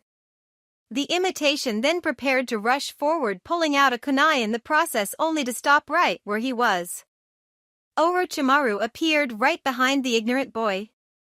A thick snake wrapped around the Sanin's waist, hissing at the imitator. Interesting conversation, mind if I join you? Orochimaru smiled. The incompetent boy jumped away from Orochimaru, landing in front of the imitator, taking up a guarding stance as if he actually intended to defend the imitator. Sasori-sama, if you hadn't drawn your kunai, I wouldn't have been able to dodge in time. Abortive trash declared. As if Sasori would have wasted his time in saving its life. That outfit, it reminds me of the old days, Sasori, Orochimaru commented. You followed Kabuto? The imitator inquired. Don't be rude, I thought I'd come and thank you. This child you sent me was truly a blessing. When I developed new techniques, I used to go through over 100 test subjects for each one I created. But thanks to this boy's medical abilities, I was able to use the same subject over and over again. So glad to be of assistance, Sasori replied dryly, despite knowing his words fell in deaf ears. I had been running low on them recently, you see. The unusable juvenile's right hand flickered blue with chakra. He held it up, his face set into determination, and then had the nerve to attack his imitator. Even though it wasn't actually Sasori, it was the principle of the matter. A subordinate X or otherwise should never attack his master. Sasori didn't bother trying to rein in his moment of sheer annoyance at the situation. The fake's disguise crumbled away and the man inside leapt back and away. And that was when things got a little more interesting. Scene change, Sakura's POV. I have an ever better idea, I said, walking across the bridge with a skip in my step. How about we all take a nice lovely walk back to your base? Orochimaru's eyes lit up with amusement. Oh ho? And why would I allow that? Well, we could get ourselves all covered in blood, sweat and dirt, and you'll be forced to retreat there, I said slowly, because you know you're dealing with the Kyuubi Jinchuriki, a devoted fangirl who has had years to prepare to face you 2S ranked Nin and an artist with an odd obsession with dicks. That does sound like a hassle, Orochimaru commented on. Doesn't it? Then we'll follow you back to your base, which is exactly 1 kilometer away, in that exact direction, I said, pointing to where exactly his base. I mean, it's a nice-looking base, all surrounded by rocks that remind me a bit of what it would look like inside a stomach. Kabuto's eyes widened at my knowledge and he glared balefully at me. Orochimaru only had a smile that stretched a bit too wide on his face and eyes that gleamed with unhidden curiosity. Orochimaru casually asked me, were you prepared for me in the forest? I admitted honestly. Fascinating. Orochimaru chortled. Yes, a pleasant walk there does sound rather nice, doesn't it? I'm sure Sasuke-kun has missed you all terribly. I clapped my hands together and beamed. Right? I mean, how could he not miss us? We're like amazing. Orochimaru's lips twitched and he inclined his head. Do try to keep up. Then he took off at a speed that would definitely put me to my limits. I knew he could move a lot faster, but the fact that he chose to move at a speed we could keep up was oddly kind. Or eccentric might be the better word. Kind was not a word I would normally describe Orochimaru. I am curious about something though, Orochimaru drawled. I'm sure you'll answer me honestly, Sakura-chan, since we're being cooperative. I saluted him. Sure. How exactly do you know the future? This immediately caught Sasori's attention too. The ghost of the puppet master stared at me intensely while I answered Orochimaru's question. I worship the goggle gods, I explained to him. They grant me knowledge of the future. Orochimaru genuinely wore an expression of surprise at that. Goggle gods? You know, I actually knew a fellow who had a stick that was blessed by what he claimed was the goggle gods. I gasped. The rainbow stick story. Then you met the High Priest Obito? I don't believe his name was Obito. Orochimaru disagreed, but I don't know his real name anyway. It's very interesting that you both mentioned such a curious name though. Not at all. The Gokul gods always watch over us, I said loyally. Then more words that did not belong to me came from my mouth. They always visit me when I sleep. Truly remarkable. Why are you telling Orochimaru so much? Naruto muttered beside me. Because he's going to help save the world, I answered him. And say what you want about his experiments, but his research has saved countless lives. He's invented more cures, procedures, and techniques than almost any Iryonin except Tsunade that are still in use to this very day. Although his methods are unnecessarily cruel in my opinion, but that doesn't make him any less of a genius scientist that deserves respect. Orochimaru seemed pleased by my answer. I've rarely encountered someone so civil. Why are with Konoha again? Because my loved ones are there, I said with a shrug. Besides, I don't really have room to judge you when I literally test painful poisons on people I face in battle. And have killed a low OT of people. Like a lot. Like I think I've lost count by this point. You're only at 59 Kakashi supplied for me. Oh thanks, I said, smiling back at Kakashi with adoration. You're keeping count for me? Unintentional side effect, Kakashi said, tapping where his Sharingan was hidden. 59, Orochimaru repeated, clicking his tongue so innocent still. Hey! I protested. I so popped my Kunoichi cherry like 2 years ago. I'm a hardened killer. A hardened killer with bubblegum pink hair? Sai wondered. Don't mock the hair. Makes it easier for people to remember me, and it gives me main character plot armor, I said, tossing my long hair over my shoulder. You can't kill someone with pink hair. Huh? Orochimaru blinked. I've now realized I actually haven't killed anyone with pink hair. I gestured towards the snake Sannin. See? Plot armor. Naruto tugged on his bangs. So should I dye my hair pink? Nah. You can use therapy no jutsu, so that gives you plot armor. Sweet, Naruto said, nodding his head. Oh. I remembered what was in my pack and I reached around and pulled out a bento box. I held it out to Orochimaru. I promised you lunch. Orochimaru accepted the box, opening it up. Oh. What's this? Calzone with some scones, I explained. For you know. Orochimaru took a bite out of the calzone, entirely uncaring if it was poisoned or not. Given his hella strong resistance to poison, it wouldn't have mattered anyway. Not bad. Not bad? Naruto repeated, incredulous. Sakura makes the best food in the world. Take that back. Orochimaru took another bite out of the calzone, looked Naruto dead in the eye, and said, not bad. Okay, he is asking for ass kicking now. Now, I soothed. We're almost at the base. Then you'll get to see Princess Duck but again, and don't you want that? Naruto sighed. Yeah, Sai blinked. I was unaware Sasuke was a princess. He's just as melodramatic as one, I explained. Plus all Uchiha are as pretty as princesses, so Orochimaru nodding along to this. Yes, I have noticed his touch for the drama. Like you have room to talk? I questioned. Or me for that matter, I guess. Perhaps it's merely the mark of a powerful shinobi? Orochimaru guessed. That makes sense. All the strong ones are crazy in some aspect, I agreed.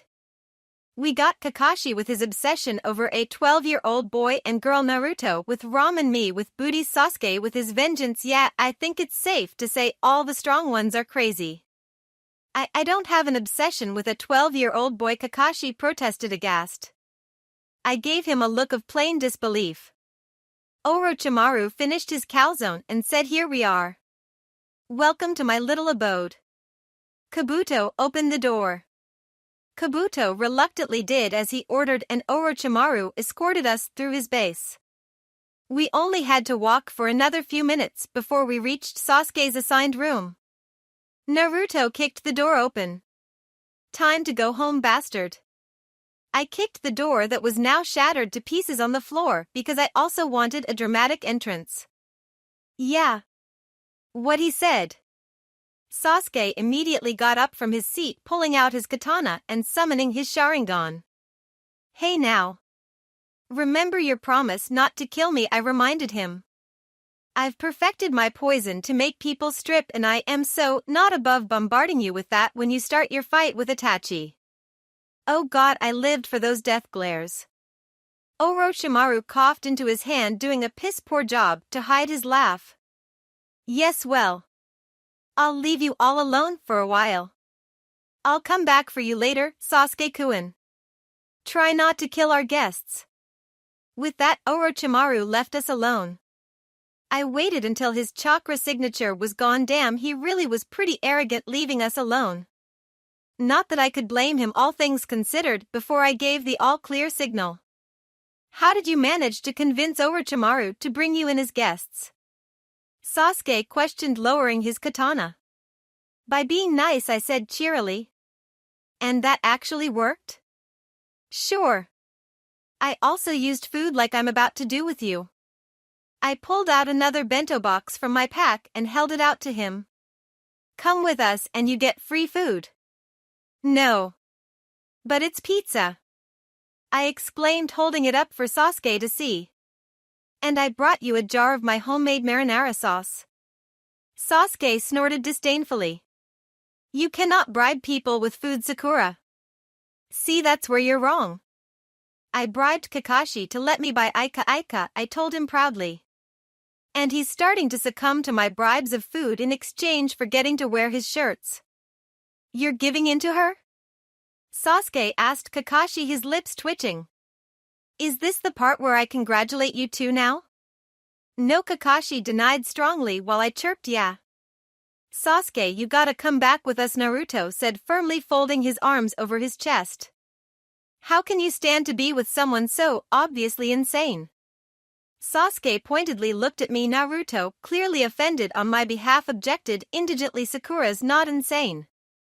Sasuke raised an eyebrow and Tenzo coughed from behind us. I didn't have to see Kakashi's eye roll to know it was absolutely there. Putting a pin in that discussion, I drawled out, Naruto wants you to come home, duck butt. You wanna come home? No. Not until I kill Itachi.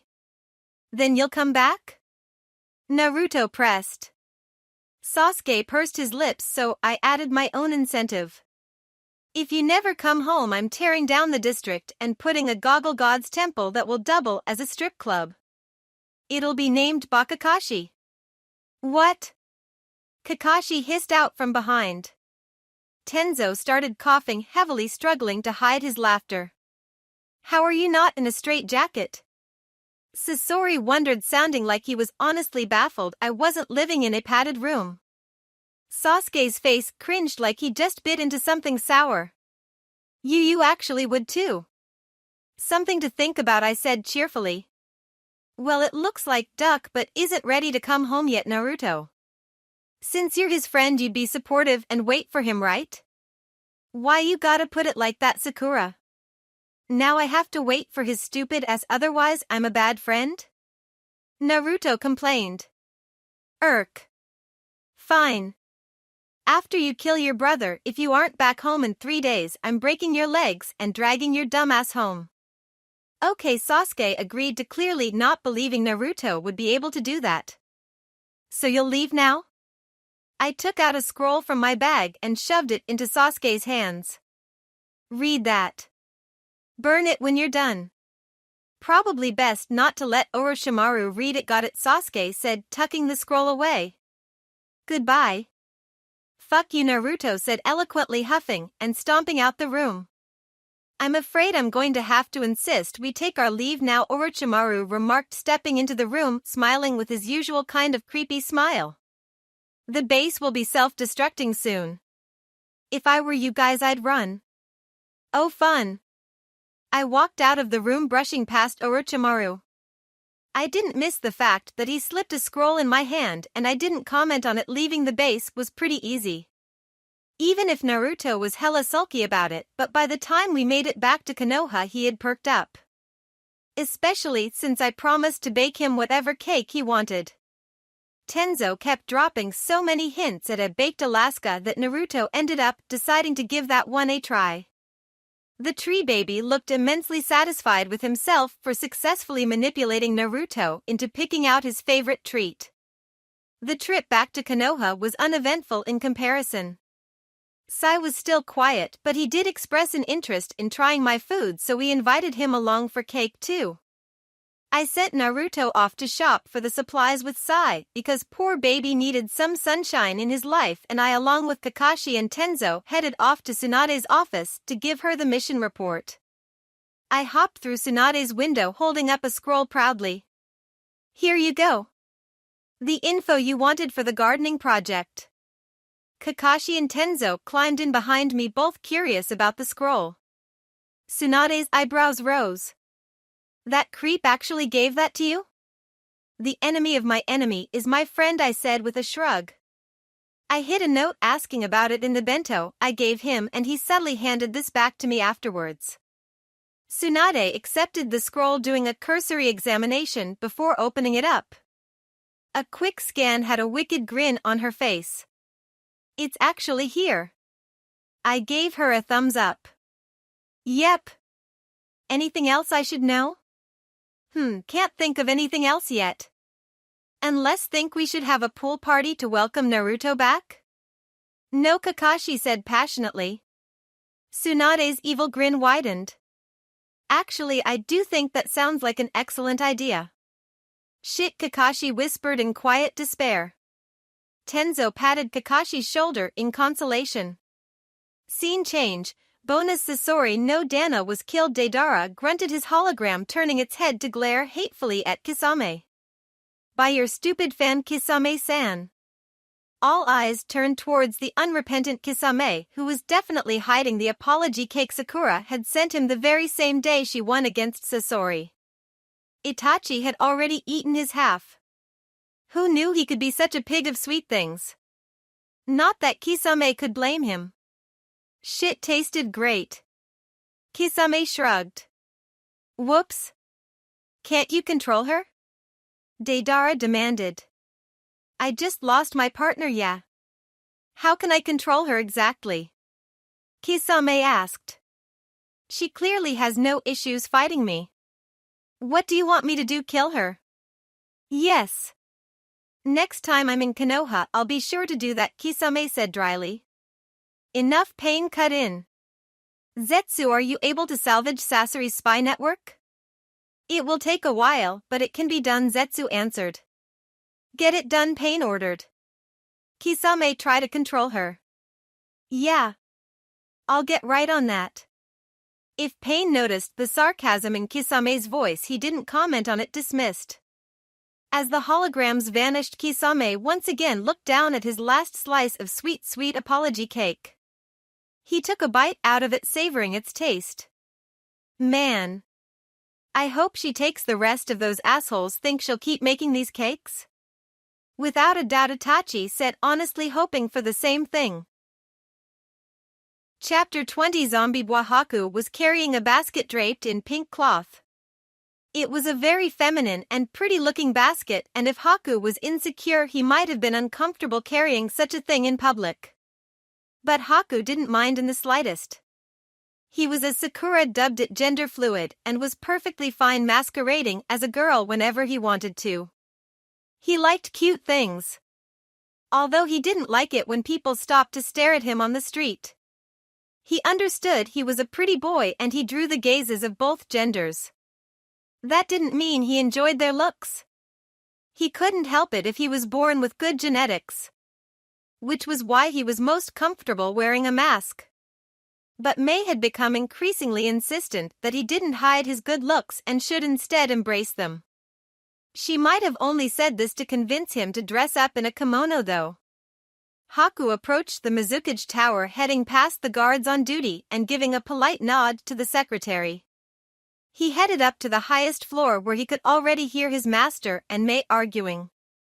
"And I told you to stop dressing Haku up like a goddamn doll." Zabuza snarled. "He's adorable," Mei shouted back.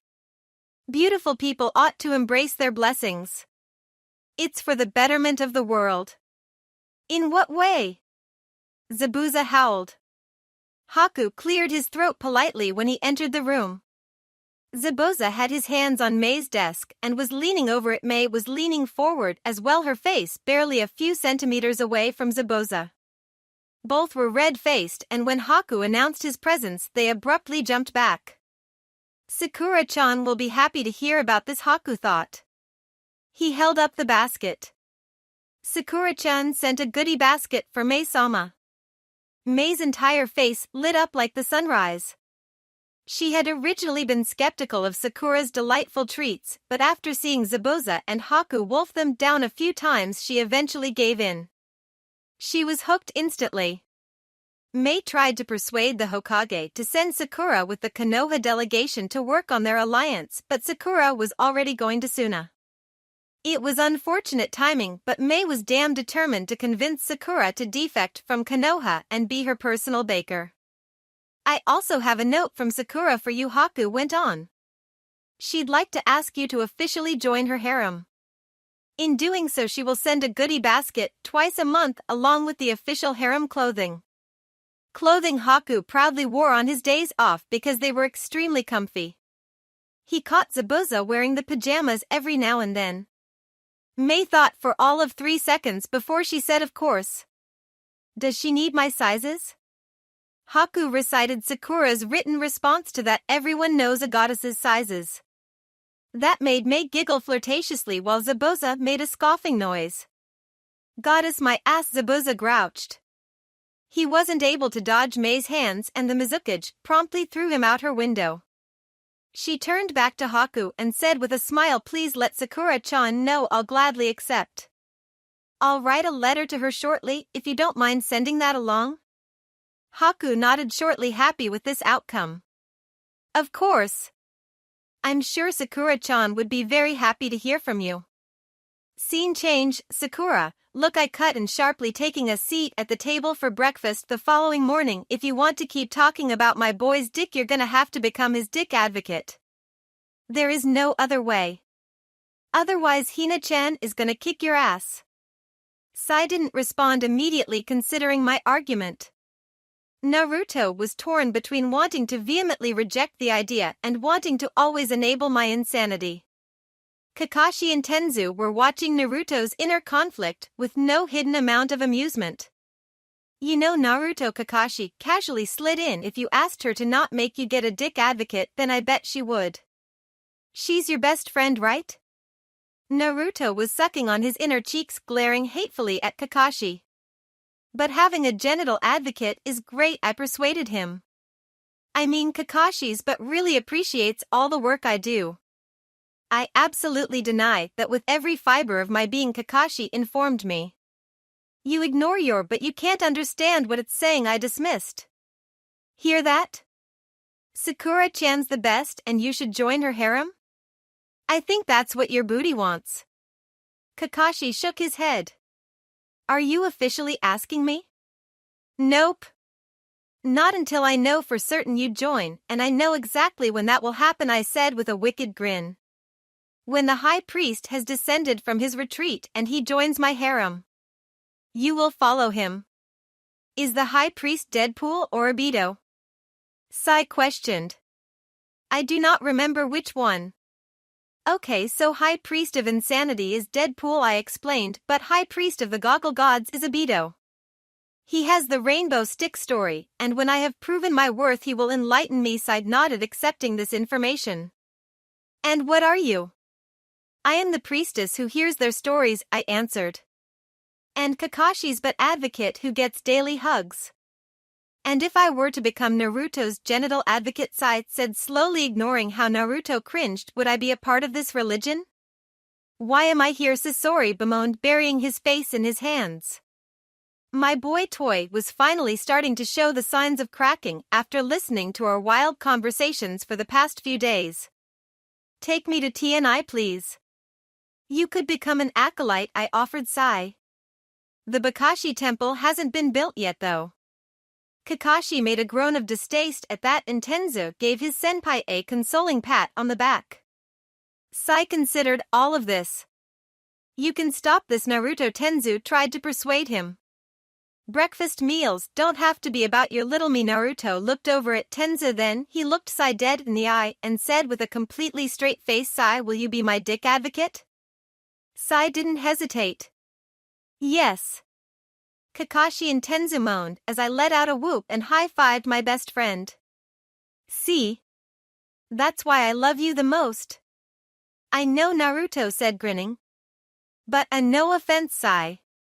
I don't swing that way, so you're just an advocate. Sai nodded. Yes, I understand. I am curious about the religion of the Goggle Gods, so I would like to pursue what it means to be an acolyte. Stop converting people, Tenzu scolded me. I can't help it if people want to join the fun side, I said with a shrug. Speaking of fun side, Kimimaro sweetheart, you want to join us?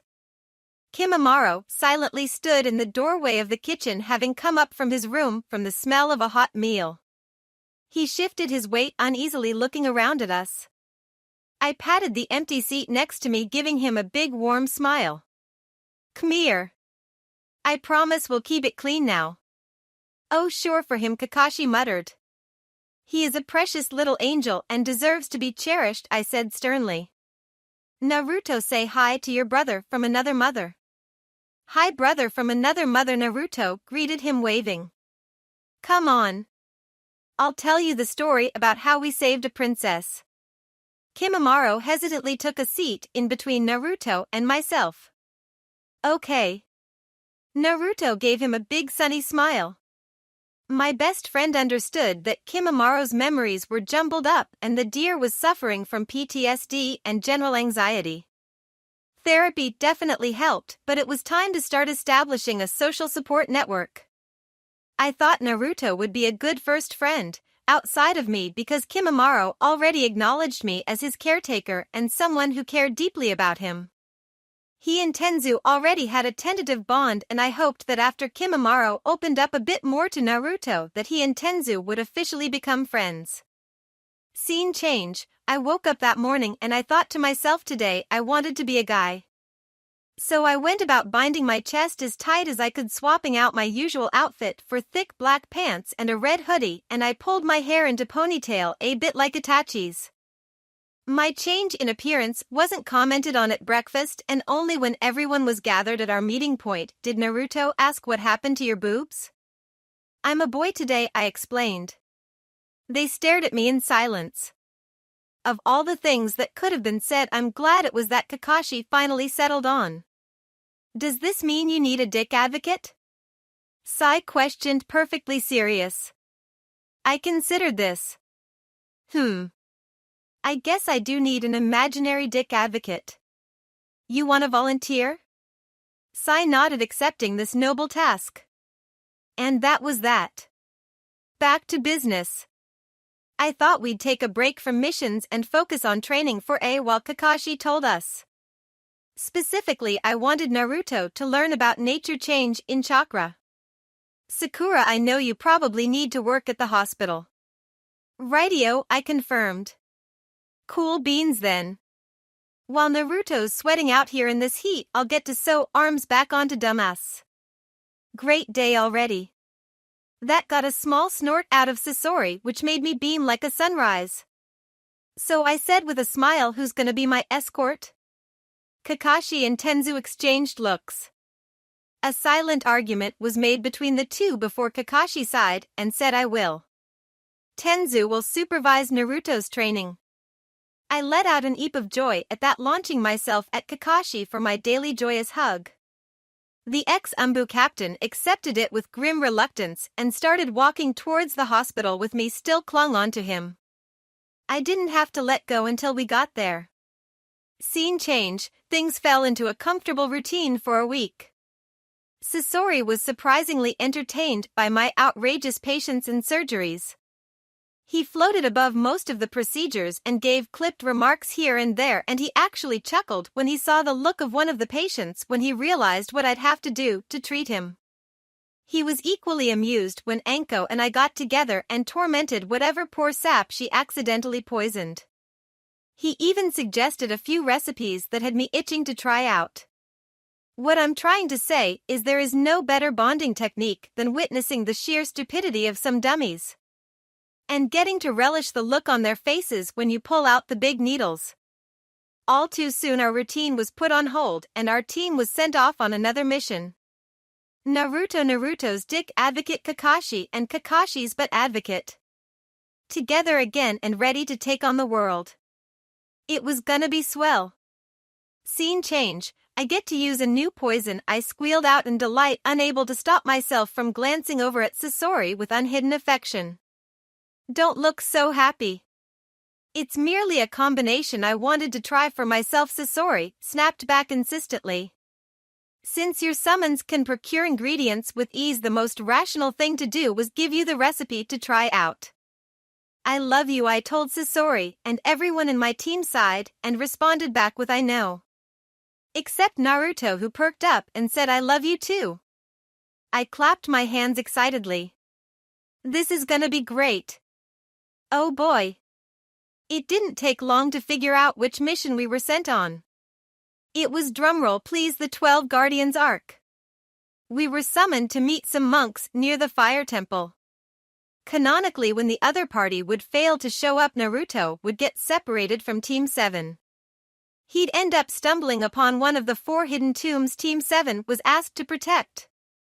There Naruto meets Sara, who mistakes Naruto for a grave robber and attacks him. As it happens, the tombs end up getting raided by some big baddies. Namely Fukafuan and their leader Furito. In canon, Team 7 kind of gets their ass handed to them by these filler villains and Sai gets hospitalized. Sara has to replace Sai, and then the baddies end up creating a zombie apocalypse in Konoha. The baddies obviously get defeated though, and the zombies are taken care of. Upon realizing all that was about to happen, I decided to fuck up the storyline for shits and giggles. I'm gonna go to the bathroom for like 2 hours, I told the group suddenly. Came Kakashi. What? I'll be back in 2 hours. Meet y'all at the temple. You can't go alone, Kakashi said flatly. I swear I'll be safe, I promised him. But I just know I gotta go now. I promise I'll be back. Just let her go, Naruto said. We trust her, right? Kakashi hesitated. Sure. Have fun pooping, Sai politely informed me. Yeah, it'll be a blast, I said, skipping off into the forest. Although I wasn't actually going to the bathroom, obviously. Nope. This was the Sara arc. Which meant that there were a bunch of grave robbers that were essentially free test subjects for my new poison. And I just so happened to know where they would be gathering in 15 minutes. Tee-hee. Scene change. It didn't even taken me 13 minutes to find where their leader Furito was. Having knowledge of the future was such a cheat. Woohoo! I get to kill the main villain this time. I let out a big cheer at that. Kakashi got to kill the last 2 big baddies all by himself. Now though? Now it's my time to shine. I couldn't stop myself from doing a little dance in place. The soon-to-be dead villain gave me a look of plain disdain. You insane scum. You think you will so easily defeat me? I kept on dancing. Oh honey, I know I will. Ibuse my baby, show this plebeian my love. Ibuse jumped out from the ground, bellowing out enough poison to cover the entire area. My dancing got a little bit more sporadic and happy as I hopped over toward the now seizing villain. It causes seizures? Sasori observed with interest. I would have thought it would lead to cardiac arrest. Oh wow, he's starting to foam at the mouth. I exclaimed, pausing in my amazing dancing to examine him. It stinks. Sasori and I watched the poison do its work for another half an hour. The seizures stopped once he started bleeding out of his ears. think it caused an aneurysm? I asked Sasori. Or do you think he drowned in his own fluids? Hard to say without doing an autopsy, Sasori commented on. I whipped out my bag of medical supplies. Welp. Let's remedy that. Ibuse, you're the best and I love you. You use that word too easily, Sasori told me. You underestimate my feelings, I returned. Scene change, man, I was having the luckiest mission ever. After I finished my autopsy of the big baddie, I ran into the last 3 of the baddies and got to use the poison on them too. They all had similar reactions to the first one, but they didn't last as long. I was positively gleeful at being to test out the new poison on so many willing subjects, and all of their autopsies confirmed that the poison killed via aneurysms. Which was surprising since we thought for sure it was supposed to induce a cardiac arrest and eventually stop the heart of the victim. Oh, chemistry, how you fascinate me. The results were enlightening enough that Sasori gave me several new recipes to try out, and he actually seemed almost giddy about it too. Or about as giddy as Stoic Puppet could get. I could tell though. I could see the gleam in his eyes. When I regrouped with my team over an hour later, I had a big grin on my face and was carrying around a few corpse storage scrolls. Hey everyone! Guess what adventure I got to go on? A completely epic one? Naruto asked. Anything's better than the absolutely boring night we've been through. Actually, yes. I chirped. I killed all the bad guys for this mission. We can go home. They stared at me for a few seconds. Okay, great, Kakashi said. Got their corpses? Yep, I said, patting the scrolls. We can give them to the main monk, then head back. No problem. Oh, wow, this was really easy, Naruto remarked. It would be nice if all missions went this smoothly, Sai observed. Is this the part where we give thanks to the goggle gods? We do that while indulging on junk food at home. With the Sara arc out of the way, then the next part would be Zombie Duo. In just 1 week, I'd get to add 2 more lovely individuals to my harem. Gosh, I couldn't wait. I'd better get the ingredients for my apology cakes for Kisame-sama and Itachi. Oh.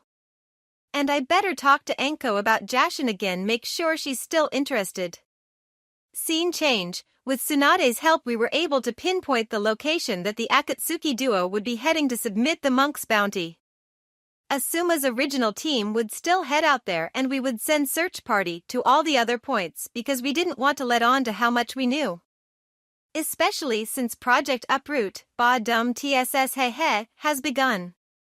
With Orochimaru's list of compromised agents, Jiraiya was rushed back into the village, secretly so not even Naruto knew, and Tenzu was put back into Umbu temporarily.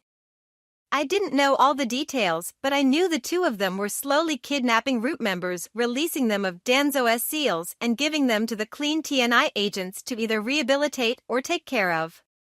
Officially, they were being sent out on long-term missions by Tsunade. It wouldn't draw too much attention from Danzo for a while at least. When more than half the Root members have been taken care of, Tsunade would move in to capture Danzo herself. I hoped that would line up with my reunion with Sasuke and Itachi. It'd definitely help Sasuke's mentality if he got to kill Danzo. And why way so we would send out hunting teams to each base to show we didn't know what was going on. And we weren't gonna tell Asuma's group what was happening. Nah, no need. Because I'd be tagging along in secret. It was gonna be great. Scene change, Kakuzu, everything was going great. He submitted a hefty bounty on some monk and was about to get himself another cash in with this new bounty. Haiden was about to win against Asuma, and not a moment too soon, since Kakuzu was getting bored of dealing with the worthless Konoha shinobi with him. And then things took a turn toward shitty. Kakuzu felt the ground rumble before he noticed the oncoming chakra signature from below. He leaped back and away, dropping his hostages and watching the ground with narrowed eyes. His moronic partner didn't even notice until his ritual circle was effectively destroyed as a massive salamander leaped up from the ground. On top of it was Kisame's fangirl? Kakuzu thought with disbelief. The pinkette was laughing maniacally, flipping off her summon as Haiden fell flat on his ass, his jutsu cancelled out. What the fuck? The salamander's tongue lashed out and wrapped around the bounty that was only a split second away from being Haiden's next victim. Asuma let out a surprised grunt, and then the salamander swallowed him whole before doing the same thing to the other shinobi. Kakuzu snarled to himself, realizing what was about to happen, and dashed towards the salamander. The kunoichi slapped her hands onto the ground and a massive wall rose up in between Kakuzu and her summon, her laughter rising up to a higher pitch and becoming positively gleeful. Kakuzu immediately destroyed the wall, but it was too late and the salamander was gone along with his bounty. Wait a minute. Your fish-face girlfriend. Haiden realized, pointing an accusatory finger towards her. She blew him a kiss, sauntering over to him and extending her hand as an offer to help him. His idiot partner actually accepted the offer and she easily lifted him onto her feet. That's right, darling.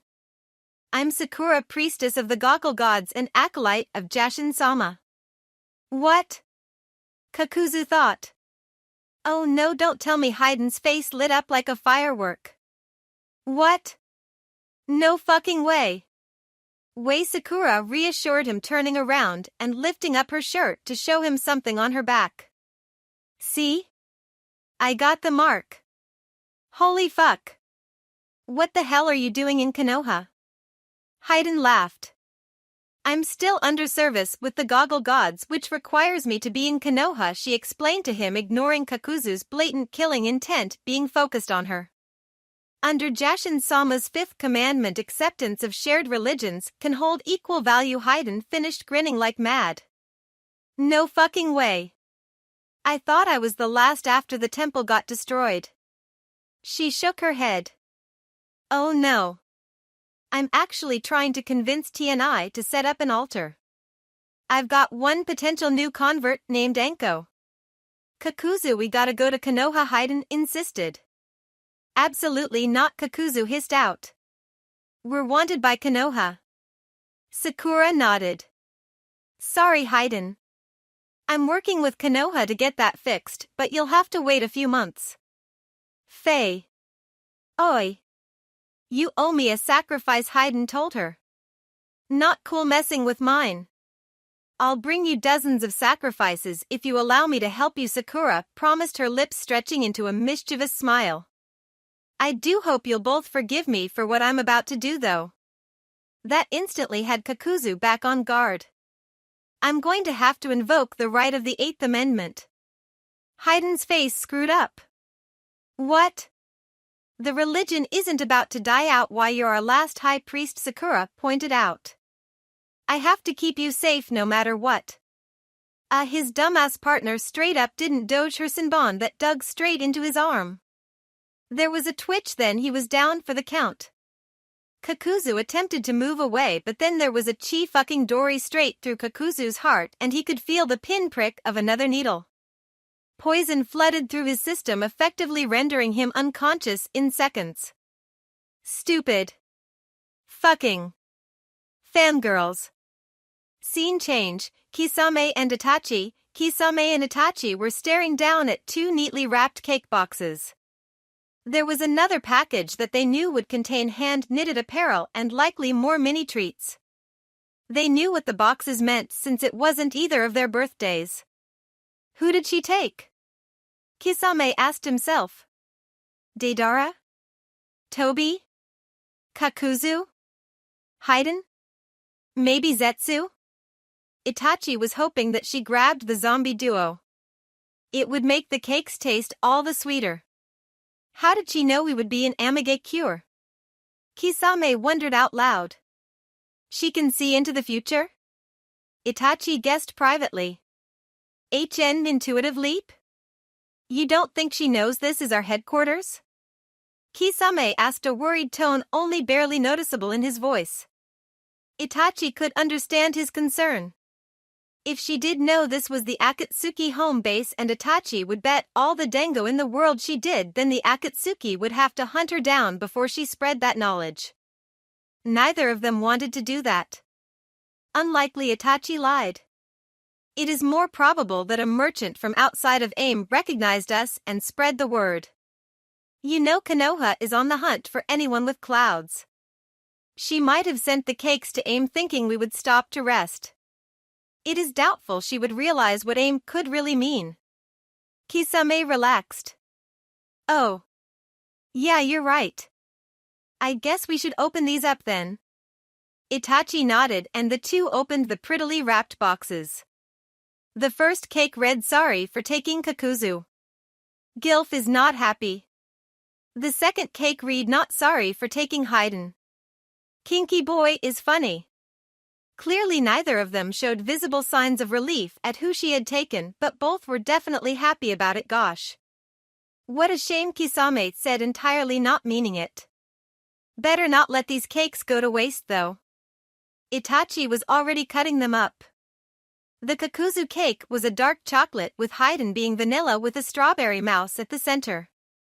He served a slice of each for himself and Kisame and slowly took the first bite. Divine. How much longer until she's an adult? Kisame asked his partner, savoring each bite. 2 years, Itachi answered. What are the chances that we could save up enough money in that time to get her to open a bakery shop? Kisame asked, dead serious. Itachi thought that was the most brilliant idea his partner had ever had. We will begin taking bounties in earnest starting tomorrow. What's going on? Deidara asked, entering the kitchen. Cake? What is it, someone's birthday? Yeah. Kisame and Itachi did not answer, both pointedly not looking Deidara in the eye. Deidara read the messages on the cake and he put 2 and 2 together. His face twisted into anger. What the fuck, yeah? Cake. This better not be from that crazy bitch that took my partner, yeah? Kisame and Itachi didn't want to answer that question. She made apology cakes for kidnapping them? Don't tell me she made one for Sasori no Dana and you ate his apology cake, yay? Itachi decided to act swiftly. Faster than Deidara could move, he forced a piece of Haiden's apology cake into Deidara's mouth.